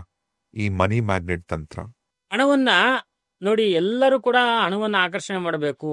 ನಾವೆಷ್ಟೋ ದುಡಿತಾ ಇದ್ದೀವಿ, ನಮ್ಮ ಜೀವನದಲ್ಲಿ ಎಷ್ಟು ದುಡಿದ್ರೂ ಕೂಡ ಹಣ ನಿಲ್ತಾ ಇಲ್ಲ, ತುಂಬಾ ತರದ ತೊಂದರೆಗಳಾಗ್ತಾ ಇದೆ. ಈ ತರ ಎಲ್ಲ ತುಂಬಾ ಜನ ವ್ಯಥೆ ಪಟ್ಕೊಳ್ತಾ ಇರ್ತಾರೆ. ಅದಕ್ಕೆ ಯಾವಾಗ್ಲೂ ಕೂಡ ನಾವು ಬಹಳ ಮುಖ್ಯವಾಗಿ ಆ ಹಣವನ್ನ ಆಕರ್ಷಿಸುವಂತ ಒಂದು ಮಾರ್ಗ ಯಾವುದು ಅಂತ ಹೇಳಿದ್ರೆ, ವರ್ಷದಲ್ಲಿ ಅಟ್ಲೀಸ್ಟ್ ಒಂದು ಸಲ ಆದ್ರೂ ಕೂಡ ಯಾವ್ದಾದ್ರು ಒಂದು ನೀವು ನಂಬಿರ್ತಕ್ಕಂಥ ದೈವದ ಹತ್ರ ಹೋಗಿ ಆ ದೈವಸ್ಥಾನದಲ್ಲಿ ಕೂತ್ಕೊಂಡು ಆ ದೈವದ ಒಂದು ವಿಶೇಷವಾಗಿರ್ತಕ್ಕಂಥ ಮಂತ್ರವನ್ನ 1008 ಸಲನೋ 1,08 ಸಲನೋ ಜಪ ಮಾಡಿ ಅಲ್ಲಿ ದೈವದ ಸ್ಥಾನದಲ್ಲಿ ಕೊಡುವಂತ ಪ್ರಸಾದವನ್ನ ತಂದು ಯಾವಾಗ್ಲೂ ಕೂಡ ಮನೆಯ ಒಂದು ಲಾಕರ್ ಅಲ್ಲಿ ಇಟ್ಟಾಗ ಹಣದ ಒಂದು ವಿಶೇಷವಾಗಿರ್ತಕ್ಕಂಥ ಹಣ ನಿಲ್ಸುತ್ತೆ, ಹಣದ ಆಕರ್ಷಣೆ ಆಗತ್ತೆ. ಮತ್ತೆ ಆ ಮನೆಯಲ್ಲಿ ಯಾವಾಗ್ಲೂ ಕೂಡ ಸುಖ, ಶಾಂತಿ, ನೆಮ್ಮದಿ ಅಂತಕ್ಕಂಥ ತುಂಬತಾನೆ ಇರುತ್ತೆ. ಹಾಗಾಗಿ ಈ ಒಂದು ಆ ದೇವರ ಒಂದು ದೈವದ ಪ್ರಸಾದನೇ ಈ ಒಂದು ಮ್ಯಾಗ್ನೆಟ್ ತರ, ಅಂದ್ರೆ ಮ್ಯಾಗ್ನೆಟ್ಗೆ ಹೆಂಗೆ ಕಬ್ಬಣ ಕಚ್ಕೊಳತ್ತಲ್ಲ, ಅದೇ ತರ ನಾವು ಇರುವ ಕಡೆ ಆ ಧನಾಕರ್ಷಣೆ ಆಗ್ಬೇಕು ಅಂತ ಹೇಳಿದ್ರೆ ಈ ದೈವದ ಒಂದು ಸಪೋರ್ಟ್ ಅನ್ನ ತಗೋಬೇಕಾಗತ್ತೆ. ಅದ್ರ ಜೊತೆಗೆ ಏನಪ್ಪಾ ಅಂತ ಹೇಳಿದ್ರೆ ದೈವಾರಾಧನೆ ಜೊತೆಗೆ ನಾನು ಮುಂಚೆನೆ ಹೇಳ್ದಂಗೆ ಮಹಾಲಕ್ಷ್ಮಿಯ ಒಂದು ವಿಶೇಷವಾಗಿರ್ತಕ್ಕಂಥ ಕೃಪೆ ಸಿಗ್ಬೇಕು ಅಂದ್ರೆ ಧನದ ಯಕ್ಷಿಣಿ ಅಂತಕ್ಕಂಥ ಒಂದು ದೇವಿ ಯಕ್ಷಿಣಿ. ಆ ಯಕ್ಷಿಣಿಯನ್ನ ಯಾರು ಕರೆಕ್ಟಾಗಿ ಸಿದ್ಧಿ ಮಾಡ್ಕೊಳ್ತಾರೆ, ಯಾರು ಪೂಜೆ ಆರಾಧನೆಯನ್ನು ಮಾಡ್ಕೊಳ್ತಾರೆ, ಅವರಿಗೆ ಬಹಳ ವಿಶೇಷವಾಗಿರ್ತಕ್ಕಂಥ ಒಂದು ಅನುಕೂಲ, ಅಭಿವೃದ್ಧಿ ಅಂತಕ್ಕಂಥದ್ದು ಉಂಟಾಗತ್ತೆ. ಇದು ಬಹಳ ವಿಶೇಷವಾಗಿ ಮನುಷ್ಯನಿಗೆ ಧನಾಕರ್ಷಣೆ ಆಗುವಂತ ಒಂದು ಬಹಳ ಸರಳವಾಗಿರ್ತಕ್ಕಂಥ ಮಾರ್ಗ. ಏನೋ ಕಷ್ಟಪಟ್ಟು ತುಂಬಾ ಸಾವಿರಾರು ಗಟ್ಟಲೆ ದುಡ್ಡು ಕೊಟ್ಟು ನಾವು ಹೋಮವನ್ನು ಮಾಡ್ಸಕ್ಕಾಗಲ್ಲ ಅಥವಾ ಪೂಜೆ ಮಾಡ್ಸಕ್ಕಾಗಲ್ಲ, ನಮ್ಮ ಕೈಲಿ ಏನು ಅಷ್ಟೊಂದು ಶಕ್ತಿ ಇಲ್ಲ ಅನ್ನೋರು ದೈವಾರಾಧನೆಯನ್ನು ಮಾಡಿದಾಗ ಆ ಏನು ಹೋಮ ಪೂಜೆ ಎಲ್ಲ ಮಾಡ್ತಾರಲ್ಲ ಅದಕ್ಕೆ 10ರಷ್ಟು ಫಲ ಜಾಸ್ತಿ ಇದರಿಂದಾನೇ ಬರುತ್ತೆ. ಹಾಗಾಗಿ ಪ್ರತಿಯೊಬ್ಬರು ಕೂಡ ದೈವಾರಾಧನೆ ಅಂತಕ್ಕಂಥದ್ದನ್ನ ಇಟ್ಕೊಂಡಿರ್ಬೇಕು. ಅಂತ ದೈವ ಇಂಥ ದೈವ ಅಂತಲ್ಲ, ನಿಮ್ಮ ಮನೆ ದೇವರ ಪೂಜೆಯ ಜೊತೆಗೆ ದೈವದ ಆರಾಧನೆಯನ್ನ ಎಲ್ಲರೂ ಕೂಡ ಮಾಡ್ಬೋದು. ಕೆಲವರು ಹೇಳ್ತಾರೆ ದೈವ ಬೇರೆ ದೇವ್ರು ಬೇರೆ, ದೇವ್ರದ ಪೂಜೆ ಮಾಡಿದಾಗ ದೈವದ ಪೂಜೆ ಮಾಡಬಾರ್ದು ಅಂತ. ಹಂಗೇನು ಇರೋದಿಲ್ಲ. ಅದು ಯಾವಾಗ್ಲೂ ಕೂಡ ದೇವರ ಪೂಜೆಯನ್ನು ಮಾಡಾದ್ಮೇಲೆ ನಾವು ದೈವ ಪೂಜೆ ನಮ್ಗೆ ಬಹಳ ಒಂದು ಅನುಕೂಲ, ಅಭಿವೃದ್ಧಿಯನ್ನು ಕೊಡುವಂತಹ ಒಂದು ವಿಶೇಷ ಶಕ್ತಿ ಇರುವಂತಹ ದೈವಗಳದ್ದು. ಕೆಲವೊಂದ್ಸರಿ ತುಂಬಾ ಒಳ್ಳೆಯವರಾಗಿ ಇರೋದು ಕಷ್ಟ. ಯಾಕಂದ್ರೆ ಒಳ್ಳೆಯವ್ರನ್ನೇ ಬೇಗ ಈ ಮೋಸಗಾರರು ಬಂದು ಪಾಪ ಅನ್ಯಾಯ ಮಾಡ್ತಕ್ಕಂಥದ್ದು. ಈ ಮೋಸಗಾರರಿಂದ ಬಚಾವಾಗಬೇಕು ಅಂದ್ರೆ ಒಳ್ಳೆಯವರು ಹೇಗೆ ಅವ್ರನ್ನವ್ರು ಪ್ರೊಟೆಕ್ಟ್ ಮಾಡ್ಕೊಬಹುದು? ಈಗ ಏನಾಗುತ್ತೆ ಅಂತ ಹೇಳಿದ್ರೆ ಈಗಿನ ಕಾಲದಲ್ಲಿ ಬಹಳಷ್ಟು ಮೋಸಗಳು ಜಾಸ್ತಿ ಆಗಿದೆ. ಮೋಸಗಳಲ್ಲಿ ಏನ್ ಮಾಡ್ತಾರೆ ಅಂತ ಹೇಳಿದ್ರೆ ಏನೋ ಒಂದು ಹೇಳಿ ನಂಬಿಸ್ಬಿಡೋದು, ನಂಬಿಸ್ಬಿಟ್ಟು ಒಂದಷ್ಟು ಹಣವನ್ನ ಅವರಿಂದ ಕಿತ್ಕೊಳ್ಳೋದು, ಐಶ್ವರ್ಯವನ್ನ ಕಿತ್ಕೊಳ್ಳೋದು, ಅವರಿಗೆ ಬಹಳ ಒಂದು ತೊಂದರೆಯನ್ನು ಕೊಡೋದು, ಈ ಥರದ್ದೆಲ್ಲ ಆಗತ್ತೆ. ಬ್ಲ್ಯಾಕ್ ಮೇಲ್ ಮಾಡುವಂಥದ್ದು, ಇಂಥವೆಲ್ಲವೂ ಆಗತ್ತೆ. ಸೊ ಈ ಥರ ಎಲ್ಲ ಮಾಡಿದಾಗ ಏನಾಗುತ್ತೆ ಅಂತ ಹೇಳಿದ್ರೆ ಬಹಳ ಮನುಷ್ಯ ಬಹಳ ಕುಗ್ಗೋಗ್ಬಿಡ್ತಾನೆ. ಅಂತಹ ಸಂದರ್ಭದಲ್ಲಿ ಅವನೇನು ಮಾಡಬೇಕಪ್ಪ ಅಂತ ಹೇಳಿದ್ರೆ ವಿಶೇಷವಾಗಿ ಆ ಒಂದು ಕ್ಷೇತ್ರವಾಗಿರ್ತಕ್ಕಂಥ ಧರ್ಮಸ್ಥಳದಲ್ಲಿ ನೆಲೆಸಿರ್ತಕ್ಕಂಥ ಆ ಒಂದು ದೈವಕ್ಕೆ, ಅಂದರೆ ಅಣ್ಣಪ್ಪ ದೈವಕ್ಕೆ ಯಾವಾಗಲೂ ಕೂಡ ನಾವು ಪ್ರಾರ್ಥನೆಯನ್ನು ಮಾಡಬೇಕು. ಮತ್ತೆ ವಿಶೇಷವಾಗಿರ್ತಕ್ಕಂಥ ಪೂಜೆ ಪುನಸ್ಕಾರಗಳನ್ನ ಸಲ್ಲಿಸಬೇಕು. ವರ್ಷಕ್ಕೆ ಒಂದ್ಸಲ ಆದರೂ ಹೋಗ್ಬಿಟ್ಟು ಬರಬೇಕು ದೈವಕ್ಷೇತ್ರಗಳಿಗೆ. ಎಲ್ಲಿ ಏನು ಸಾವಿರಾರು ನಡೀಲಿ, ಆದರೆ ನಾವು ನಮ್ಮ ಜೀವನದಲ್ಲಿ ನಾವು ಅಭಿವೃದ್ಧಿ ಆಗ್ಬೇಕಂದ್ರೆ ಇಂತಹ ಪುಣ್ಯ ಕೆಲಸಗಳನ್ನ ಮಾಡಬೇಕಾಗತ್ತೆ. ಬರೀ ಧರ್ಮಸ್ಥಳಕ್ಕೆ ಅಂತಲ್ಲ, ದೈವಸ್ಥಾನಗಳಿಗೆ ಹೋದಾಗ ಕೂಡ ನಾವು ನಮಗೆ ಈಗ ಯಾರೋ ಒಬ್ರು ಏನೋ ಒಂದು ತೊಂದರೆ ಕೊಡ್ತಾ ಇದ್ದಾರೆ ಅಥವಾ ಯಾರೋ ಒಬ್ರು ಮೋಸ ಮಾಡಕ್ ಬರ್ತಾ ಇದ್ದಾರೆ, ಅದ್ರ ಸೂಚನೆ ನಮ್ಗೆ ಮುಂಚೆನೆ ಸಿಕ್ಬಿಡುತ್ತೆ. ಕನಸಿನ ರೂಪದಲ್ಲೋ ಅಥವಾ ನಮ್ಗೆ ನಡೆಯುವಂತ ಒಂದು ಶಕುನದ ರೂಪದಲ್ಲೋ ಮುಂಚೆನೆ ನಡೆದು ಬಿಡುತ್ತೆ. ಹಂಗಾಗಿ ಎಕ್ಸಾಂಪಲ್ಗೆ ಇವಾಗ ಒಂದು ಮನೆಯಲ್ಲಿ ಒಬ್ರಿಗೆ ದುಡ್ಡು ಕೊಡಬೇಕು. ಆ ದುಡ್ಡು ಕೊಡುವಂತ ಟೈಮಲ್ಲಿ ದೀಪ ಆರೋಯ್ತಪ್ಪ, ಇಲ್ಲ ಎಣ್ಣೆ ಬಿದ್ದೋಯ್ತು ಅನ್ಎಕ್ಸ್ಪೆಕ್ಟೆಡ್ ಆಗಿ, ಅವಾಗ ಏನಾಗುತ್ತೆ ಅಂತ ಹೇಳಿದ್ರೆ ಆ ಒಂದು ಸೂಚನೆಯನ್ನ ತಗೊಂಡು ಕೊಡುವಂತ ದುಡ್ಡನ್ನು ಸ್ಟಾಪ್ ಮಾಡಬೇಕು. ಆ ಸ್ಟಾಪ್ ಮಾಡಿದಾಗ ನಮಗೆ ಒಂದು 2 ದಿವಸದಲ್ಲೇ ರಿಸಲ್ಟ್ ಗೊತ್ತಾಗ್ಬಿಡುತ್ತೆ. ಆ ಮನುಷ್ಯ ಎಂತವನು, ನಾವು ಕೊಟ್ಟಿದ್ರೆ ಏನಾಗ್ತಿತ್ತು, ಇವೆಲ್ಲವೂ ಕೂಡ ಗೊತ್ತಾಗುತ್ತೆ. ಹಾಗಾಗಿ ನಾವು ವಿಶೇಷವಾಗಿರ್ತಕ್ಕಂಥ ಶಕ್ತಿ ಭಕ್ತಿಯಿಂದ ಆ ದೈವದ ಆರಾಧನೆ ಮಾಡುವಂಥದ್ದು ಬಹಳ ಇಂಪಾರ್ಟೆಂಟ್ ಆಗಿರ್ತಕ್ಕಂಥದ್ದು. ಈಗ ನಮ್ಮ ಮನೆಗಳಲ್ಲಿ ದೈವ ಶಕ್ತಿನ ಸ್ಟ್ರಾಂಗ್ ಆಗಿ ಇಟ್ಕೊಬೇಕು ಅಂದ್ರೆ, ಅಥವಾ ಈಗ ನಮ್ಮ ಮನೇಲೆ ಒಂದು ಫುಲ್ ಡಿವೈನ್ ಫೋರ್ಸ್ ಇದೆ ಅಂತ ಹೇಗೆ ನಾವು ಕಂಡಿಡ್ಕೊಬಹುದು? ನೋಡಿ, ಮನೆಯಲ್ಲಿ ದೈವ ಶಕ್ತಿ ಇದೆ ಅಂತ ಹೇಳಿ ನಾವು ತಿಳ್ಕೊಬೇಕಾದ್ರೆ ನಮಗೆ ಬಹಳ ಸುಲಭವಾಗಿರ್ತಕ್ಕಂಥ ನಮ್ಗೆ ಗೊತ್ತಾಗತ್ತೆ. ಏನಪ್ಪಾ ಅಂತ ಹೇಳಿದ್ರೆ, ನಾವು ಪೂಜೆ ಪುನಸ್ಕಾರಗಳನ್ನೆಲ್ಲ ಚೆನ್ನಾಗಿ ಮಾಡಿ ಮನೆಯಲ್ಲಿ ಒಂದು ವಿಶೇಷವಾಗಿರ್ತಕ್ಕಂಥ ದೈವಶಕ್ತಿಗಳು ನಮ್ಮಲ್ಲಿ ಬಂದಿದೆ, ಮನೆಗೆ ಬಂದಿದೆ ಅಂತ ಹೇಳಿದಾಗ ಏನಾಗತ್ತಂದ್ರೆ ಆ ಮನೆಯಲ್ಲಿರುವಂತಹ ಹೆಂಗಸರು ಇದಾರಲ್ಲ, ಅವರು ಅವ್ರ ಮುಖದಲ್ಲಿ ಬಹಳ ಒಂದು ಕಾಂತಿ ಉಂಟಾಗತ್ತೆ. ಮನೆಯಲ್ಲಿ ಯಾವಾಗ್ಲೂ ಕೂಡ ದೈವ ಶಕ್ತಿಯ ಒಂದು ಸೂಚನೆ ಸಿಗ್ತಾ ಇರತ್ತೆ. ಕನಸಿನ ರೂಪದಲ್ಲಿ ಒಂದು ಒಳ್ಳೆ ಕನಸು ಬರೋವಂಥದ್ದು, ಒಳ್ಳೆ ಒಂದು ಮುತ್ತೈದೆ ಸ್ತ್ರೀಯರು ಬರುವಂಥದ್ದು, ಒಳ್ಳೆಯ ಸೂಚನೆಗಳು ಬರೋದು, ಇವೆಲ್ಲವೂ ಆಗತ್ತೆ. ಮತ್ತೆ ವಿಶೇಷವಾಗಿ ಮನೆಯಲ್ಲಿ ಯಾವಾಗಲೂ ಕೂಡ ಪರಿಮಳ ತುಂಬಿರುತ್ತೆ, ಏನಾದ್ರೂ ಒಂದು ಪರಿಮಳ ಬರ್ತಾನೆ ಇರುತ್ತೆ. ಮತ್ತೆ ಮನೆಯಲ್ಲಿ ಒಂದು ಏನಾದ್ರೂ ಒಂದು ತೊಂದರೆ ಕೊಡುವಂತಹ ದುಷ್ಟ ನೆಂಟ್ರು ಯಾರು ಇರ್ತಾರೆ, ಅವ್ರು ಬರ್ಬೇಕು ಅಂತ ಎಷ್ಟೇ ಪ್ರಯತ್ನ ಪಟ್ಟರು ಕೂಡ ಆ ಮನೆಗೆ ಬರಕ್ ಆಗೋದಿಲ್ಲ. ಅದು ನಿಮ್ಗೆ ದೊಡ್ಡ ಸೂಚನೆ. ಅದು ಈ ತರ ದೈವ ಇದೆ ಅನ್ನೋದಕ್ಕೆ ಒಂದು ಸಾಕ್ಷಿ ಅದು. ಹಾಗಾಗಿ ಮನೆಯಲ್ಲಿ ಯಾವಾಗ ನಮ್ಗೆ ದೇವರ ಸಂಚಾರ ಆಗತ್ತೆ, ದೈವ ಅಂತ ನೆಲೆಸಿರುತ್ತೆ, ಅವಾಗ ಆ ಮನೆಯಲ್ಲಿ ಏನೇ ಒಂದು ಮಾಡಕ್ ಹೋದ್ರು ಕೂಡ ಅಲ್ಲಿ ನಮ್ಗೆ ಒಳ್ಳೇದನ್ನ ಮಾಡಕ್ ಬಿಡತ್ತೆ. ಕೆಟ್ಟದ್ ಮಾಡಕ್ ಹೋದಾಗ ಅಲ್ಲಿ ತಡೆಯುತ್ತೆ. ಅಂದ್ರೆ ನಾವು ಯಾರಿಗೋ ಒಬ್ರಿಗೆ ದುಷ್ಟರಿಗೆ ದುಡ್ಡು ಕೊಟ್ಬಿಡೋದು ಅಥವಾ ಎಲ್ಲೋ ಒಂದ್ ಕಡೆ ಮೋಸ ಮಾಡೋದು, ಮೋಸ ಹೋಗೋದು, ಈ ತರ ಮಾಡಕ್ ಹೋದಾಗ ಆ ದೇವರೇ ನಮ್ಮನ್ನ ಅಲ್ಲಿ ತಡೆದು ಬಿಡುತ್ತೆ. ಹಾಗಾಗಿ ಮನೆಯಲ್ಲಿ ಯಾವಾಗಲೂ ಕೂಡ ಪಾಸಿಟಿವ್ ಎನರ್ಜಿ ಇದೆ ಅಂತಕ್ಕಂಥದನ್ನ ಈ ಎಲ್ಲ ಸೂಚನೆಗಳಿಂದ ನಾವು ತಿಳ್ಕೊಬಹುದು. ಅದಷ್ಟೇ ಅಲ್ಲದೇನೆ ಈ ಒಂದು ಮನೆಯಲ್ಲಿ ಯಾವಾಗಲೂ ಕೂಡ ಹಣದ ಸಂಚಾರ ಬಹಳವಾಗಿ ಆಗತ್ತೆ. ಹಣ ತುಂಬಾ ಬರ್ತಾ ಇರುತ್ತೆ, ಯಾವುದೋ ಒಂದು ರೂಪದಲ್ಲಿ ಅಥವಾ ಯಾವುದೋ ಒಂದು ರೀತಿಯಲ್ಲಿ ಹಣ ಬರ್ತಾನೆ ಇರುತ್ತೆ, ಫ್ಲೋವಿಂಗ್ ಜಾಸ್ತಿ ಇರುತ್ತೆ. ಹಾಗಾಗಿ ದೈವದ ಒಂದು ನೆಲೆ ಅಂತಕ್ಕಂಥದ್ದು ಮನೆಯಲ್ಲಿದ್ದಾಗ ಬಹಳ ವಿಶೇಷವಾಗಿರ್ತಕ್ಕಂಥ ಶುಭ ಸೂಚನೆಗಳೇ ಜಾಸ್ತಿ. ಮನೆಯಲ್ಲಿ ಯಾವ್ದಾದ್ರು ಒಂದು ಸಂಗೀತ ಸ್ವರಗಳು ಕೇಳ್ತಾ ಇರೋದು, ಮನೆಯಲ್ಲಿ ಯಾವಾಗ್ಲೂ ಮಕ್ಕಳು ನಗ್ತಾ ಇರೋದು, ಅದೇ ಒಂದು ಮನೆಯಲ್ಲಿ ದೇವರ ಒಂದು ಸಾನ್ನಿಧ್ಯ ಇಲ್ಲ ಅಂದಾಗ ಇದಕ್ಕೆಲ್ಲ ನಾನು ಏನೇನು ಹೇಳಿದ್ನಲ್ಲ ಅದೆಲ್ಲವೂ ಕೂಡ ಉಲ್ಟಾ ನಡೀತಾ ಇರುತ್ತೆ. ಆದ್ರೆ ಈ ತರ ಶುಭ ಸೂಚನೆಗಳು ಸಿಗೋದು ನಮ್ಗೆ ದೇವರ ಒಂದು ವಿಶೇಷವಾಗಿರ್ತಕ್ಕಂಥ ಸಾನ್ನಿಧ್ಯ ಇದೆ ಅನ್ನೋದು ಗೊತ್ತಾಗುತ್ತೆ ಇದರಿಂದ. ನಿಜವಾಗ್ಲೂ ಈ ದೈವಾರಾಧನೆ ಮಾಡೋದು ಒಂದು ಸರಿಯಾದಂತ ಕ್ರಮ ಯಾವುದು? ನೋಡಿ, ಪ್ರತಿಯೊಬ್ಬರು ಕೂಡ ದೈವಾರಾಧನೆಯನ್ನು ಮಾಡಬೇಕು ಅಂತ ನಾನು ಹೇಳ್ತೀನಿ. ದೈವಾರಾಧನೆ ಬಹಳ ಸಿಂಪಲ್ ಆಗಿ ಮಾಡಬಹುದು. ಏನಲ್ಲಿ ಹೋಗ್ಬಿಟ್ಟು ನೀವು ದೈವಸ್ಥಾನಗಳಿಗೆ ಹೋಗಿ ಅಲ್ಲಿ ಆರಾಧನೆ ಮಾಡ್ಬೇಕು ಆ ಥರ ಏನಿಲ್ಲ. ನೀವು ಮನೇಲೇ ದೈವಾರಾಧನೆ ಮಾಡ್ತೀನಿ ಅನ್ನೋರು ಈ ಹಿಡಿ ಅಡಿಕೆ ಬರುತ್ತೆ, ಪೂರ್ತಿ ಅಡಿಕೆ ಬರುತ್ತಲ್ಲ, ಆ ಅಡಿಕೆಯನ್ನ ವಿಳ್ಳೆದೆಲೆ ಮೇಲೆ ಇಟ್ಟು ಆ ಅಡಿಕೆಗೆ ವಿಶೇಷವಾಗಿರ್ತಕ್ಕಂಥ ನೀವು ನಂಬಿರ್ತಕ್ಕಂಥ ದೈವವನ್ನ ಆ ಅಡಿಕೆಯ ಮೇಲೆ ಒಂದು ಇಟ್ಟು ಪೂಜೆಯನ್ನು ಮಾಡಿ ಮತ್ತೆ ಆ ಅಡಿಕೆ ಅಕ್ಕಪಕ್ಕದಲ್ಲಿ ದೀಪವನ್ನು ಬೆಳಗಿ ಅದಕ್ಕೆ ಒಂದು ವಿಶೇಷವಾಗಿರ್ತಕ್ಕಂಥ ಅರಿಶಿನ ಕುಂಕುಮ ಊದ್ಬತ್ತಿಗಳಿಂದ ಪೂಜೆಯನ್ನು ಮಾಡಿ ಆರತಿಯನ್ನು ಮಾಡಿ ಆ ದೈವದ ಪ್ರಾರ್ಥನೆಯನ್ನು ಹೇಳಿ ದೈವ ಮಂತ್ರವನ್ನು ಹೇಳಿ ಮತ್ತೆ ದೈವಕ್ಕೆ ವಿಶೇಷವಾಗಿರ್ತಕ್ಕಂಥ ನಾನು ಈ ಒಂದು ಸೇವೆಯನ್ನ ನಿರಂತರವಾಗಿ ಕೊಡ್ತೀನಿ ಅಂತಕ್ಕಂಥ ಒಂದು ಪ್ರಾರ್ಥನೆಯ ಜೊತೆಗೆ ಪೂಜೆ ಮಾಡಿದಾಗ ನಮ್ಗೆ ಆ ಒಂದು ವಿಶೇಷವಾಗಿರ್ತಕ್ಕಂಥ ದೈವ ಕೃಪೆ ಸಿಗುತ್ತೆ. ಅದು ಅವ್ರು ಮಾಡ್ಬೇಕು ಇವ್ರು ಮಾಡ್ಬೇಕು ಅನ್ನೋದೇನಿಲ್ಲ. ಎಲ್ಲರೂ ಕೂಡ ದೈವಾರಾಧನೆ ಮಾಡಬೇಕು ಅನ್ಕೊಂಡಿದ್ರೆ ಖಂಡಿತವಾಗ್ಲೂ ಮಾಡಬಹುದು. ಆದ್ರೆ ಇದನ್ನ ಬಿಟ್ಟು ನಾವು ಎಲ್ಲೋ ಒಂದ್ ಕಡೆ ದೇವಸ್ಥಾನಕ್ಕೆ ಹೋಗಿದ್ವಿ, ಅಲ್ಲಿ ಬಹಳ ಚೆನ್ನಾಗಿ ಪೂಜೆ ಮಾಡ್ತಾರೆ, ಅದೇ ತರ ಕಲ್ತನ್ನು ನಾನು ಇಲ್ಲಿ ಮಾಡ್ತೀನಿ ಅಂದ್ರೆ ಅದು ಆತರ ಮಾಡಕ್ ಹೋಗ್ಬಾರ್ದು, ಬಹಳ ದೊಡ್ಡ ಅನ್ಯಾಯ ಆಗತ್ತದು. ಆದ್ರಿಂದ ದೈವಾರಾಧನೆ ಸಿಂಪಲ್ ಆಗಿ ಮಾಡ್ಕೋಬೇಕಂದ್ರೆ ಈ ತರ ಮಾಡ್ಬೋದು. ಒಂದು ದೀಪದಲ್ಲಿ ದೈವನವನ್ನ ಆವಾಹನೆ ಮಾಡುವಂತ ಶಕ್ತಿಯನ್ನ ನಾವು ಹೊಂದಿರ್ತೀವಿ. ಹಾಗಾಗಿ ನಾವು ಸಿಂಪಲ್ ಆಗಿರ್ತಕ್ಕಂಥ ಒಂದು ಮಾರ್ಗದಲ್ಲಿ ಆ ದೈವಾರಾಧನೆಯನ್ನು ಮಾಡ್ಬೋದು. ಈಗ ಕೆಲವು ಕಡೆ ಏನಾಗುತ್ತೆ ಅಂತ ಹೇಳಿದ್ರೆ ಮುನೇಶ್ವರ ಅಂತ ಹೇಳಿ ಮಾಡ್ತಾರಲ್ಲ, ಆ ಮುನೇಶ್ವರನಿಗೆ ಮೂರ್ ಕಲ್ಲಿಟ್ಬಿಟ್ಟು ಮುನೇಶ್ವರನ ಒಂದು ಪೂಜೆಯನ್ನು ಮಾಡ್ತಾರೆ. ಮುನೇಶ್ವರನು ಕೂಡ ನನ್ನ ದೈವ ಅಂತ ಹೇಳಿರೋದ್ರಿಂದ ಈ ದೈವಾರಾಧನೆ ಈ ರೀತಿಯಲ್ಲೂ ನಡೀತಾ ಇರುತ್ತೆ. ಆದ್ರಿಂದ ದೈವಾರಾಧನೆ ಮಾಡಬೇಕು ಅಂತ ಹೇಳಿದ್ರೆ ಯಾವಾಗ್ಲೂ ಕೂಡ ನಾವು ವಿಶೇಷವಾಗಿರ್ತಕ್ಕಂಥ ಶ್ರದ್ಧೆ ಭಕ್ತಿಗಳು ತುಂಬಾ ಇಂಪಾರ್ಟೆಂಟ್ ಆಗಿರುತ್ತೆ. ಮನೆಯಲ್ಲೇ ಸರಳವಾಗಿ ದೈವಾರಾಧನೆಯನ್ನು ಮಾಡ್ಕೋಬಹುದು. ನಮ್ ಕೆಲಸ ನಾವು ಕರೆಕ್ಟ್ ಆಗಿ ಮಾಡ್ಕೊಂಡು, ಬಿಸ್ನೆಸ್ ಕೂಡ ಕರೆಕ್ಟ್ ಆಗಿ ಮಾಡ್ಕೊಂಡು, ಬೇಸಿಕಲಿ ಮನಿನ ಅಟ್ರಾಕ್ಟ್ ಮಾಡಕ್ಕೆ, ಧನಾಕರ್ಷಣೆ ಮಾಡೋದಿಕ್ಕೆ ಏನಾದ್ರು ಒಂದು ಮಂತ್ರನೋ ಪೂಜೆನೋ ಆ ತರ ಏನಾದ್ರು ಹೇಳ್ಬೋದಾ? ನೋಡಿ, ಎಲ್ಲರೂ ಕೂಡ ಸರಳವಾಗಿ ಗುರುಗಳೇ ನಾವು ಒಂದ್ ಸ್ವಲ್ಪ ಒಳ್ಳೆಯ ಒಂದು ಮಂತ್ರವನ್ನ ಯಾವ್ದಾದ್ರು ಹೇಳ್ಬೇಕು, ಆ ಮಂತ್ರವನ್ನ ಹೇಳಿ ನಮ್ಮ ಜೀವನದಲ್ಲಿ ಒಂದು ಅನುಕೂಲ ಮಾಡ್ಕೋಬೇಕು. ನಾವು ಉದ್ಯೋಗ ಮಾಡ್ತಾ ಇದೀವಿ, ನಮ್ಗೆ ಒಂದು ಹಣದ ಒಂದು ಅನುಕೂಲ ಆಗ್ತಾ ಇಲ್ಲ, ಅಥವಾ ನಾವು ಒಂದು ಪ್ರಮೋಷನ್ ಸಿಗ್ತಾ ಇಲ್ಲ, ನಾವು ವಿದೇಶ ಪ್ರಯಾಣಕ್ಕೆ ಹೋಗ್ಬೇಕು ಅಂತ ಇದೀವಿ, ಎಲ್ಲ ಬರೀ ಅಡ್ಡಿಗಳೇ ಆಗ್ತಾ ಇದೆ, ಈ ತರದೆಲ್ಲ ಬಹಳ ಹೇಳ್ತಾರೆ. ಮತ್ತೆ ವ್ಯಾಪಾರಸ್ಥರಿಗಂತೂ ಯಾವಾಗ್ಲೂ ವ್ಯಾಪಾರನೇ ನಡೆಯಲ್ಲ. ಸೊ ಈ ತರ ಇದ್ದಾಗ ನಾನು ಒಂದು ಸರಳವಾಗಿರ್ತಕ್ಕಂಥ ಒಂದು ಮೂಲ ಮಂತ್ರವನ್ನ ಹೇಳ್ತೀನಿ. ಆ ಮೂಲ ಮಂತ್ರವನ್ನ ಯಾರು ಚೆನ್ನಾಗಿ ಅದರ ಒಂದು ಉಚ್ಚಾರಣೆಯನ್ನು ಮಾಡಿ ಆ ಒಂದು ಮೂಲ ಮಂತ್ರವನ್ನ ಸದಾಕಾಲ ಹೇಳ್ತಾ ಇರ್ತಾರೋ ಅವರಿಗೆ ಲಕ್ಷ್ಮಿ ಅಂತಕ್ಕಂಥದ್ದು ತುಂಬಾ ತಾಂಡವವಾಡುತ್ತಾ ಇರುತ್ತೆ.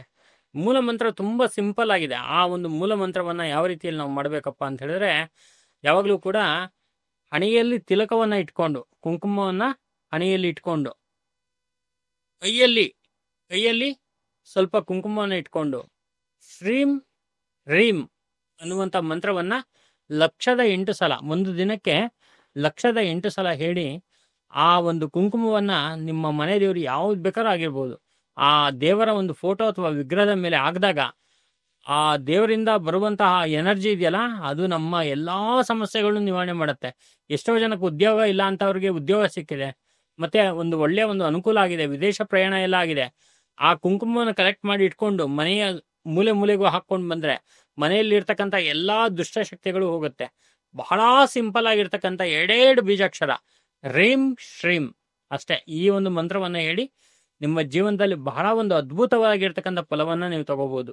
ಮನಿ ಮ್ಯಾಗ್ನೆಟ್ ಅಂತ ಹೇಳ್ತೀವಿ ನಾವು. ಆ ಒಂದು ಪರ್ಸನ್ ಕೈಯಲ್ಲಿ ಇಟ್ಕೊಂಡು ಈ ಒಂದು ಮಂತ್ರವನ್ನು ಉಚ್ಚಾರಣೆ ಮಾಡ್ತಾ ಇದ್ರೆ 1,08,000 ಆಗ್ಬೇಕು.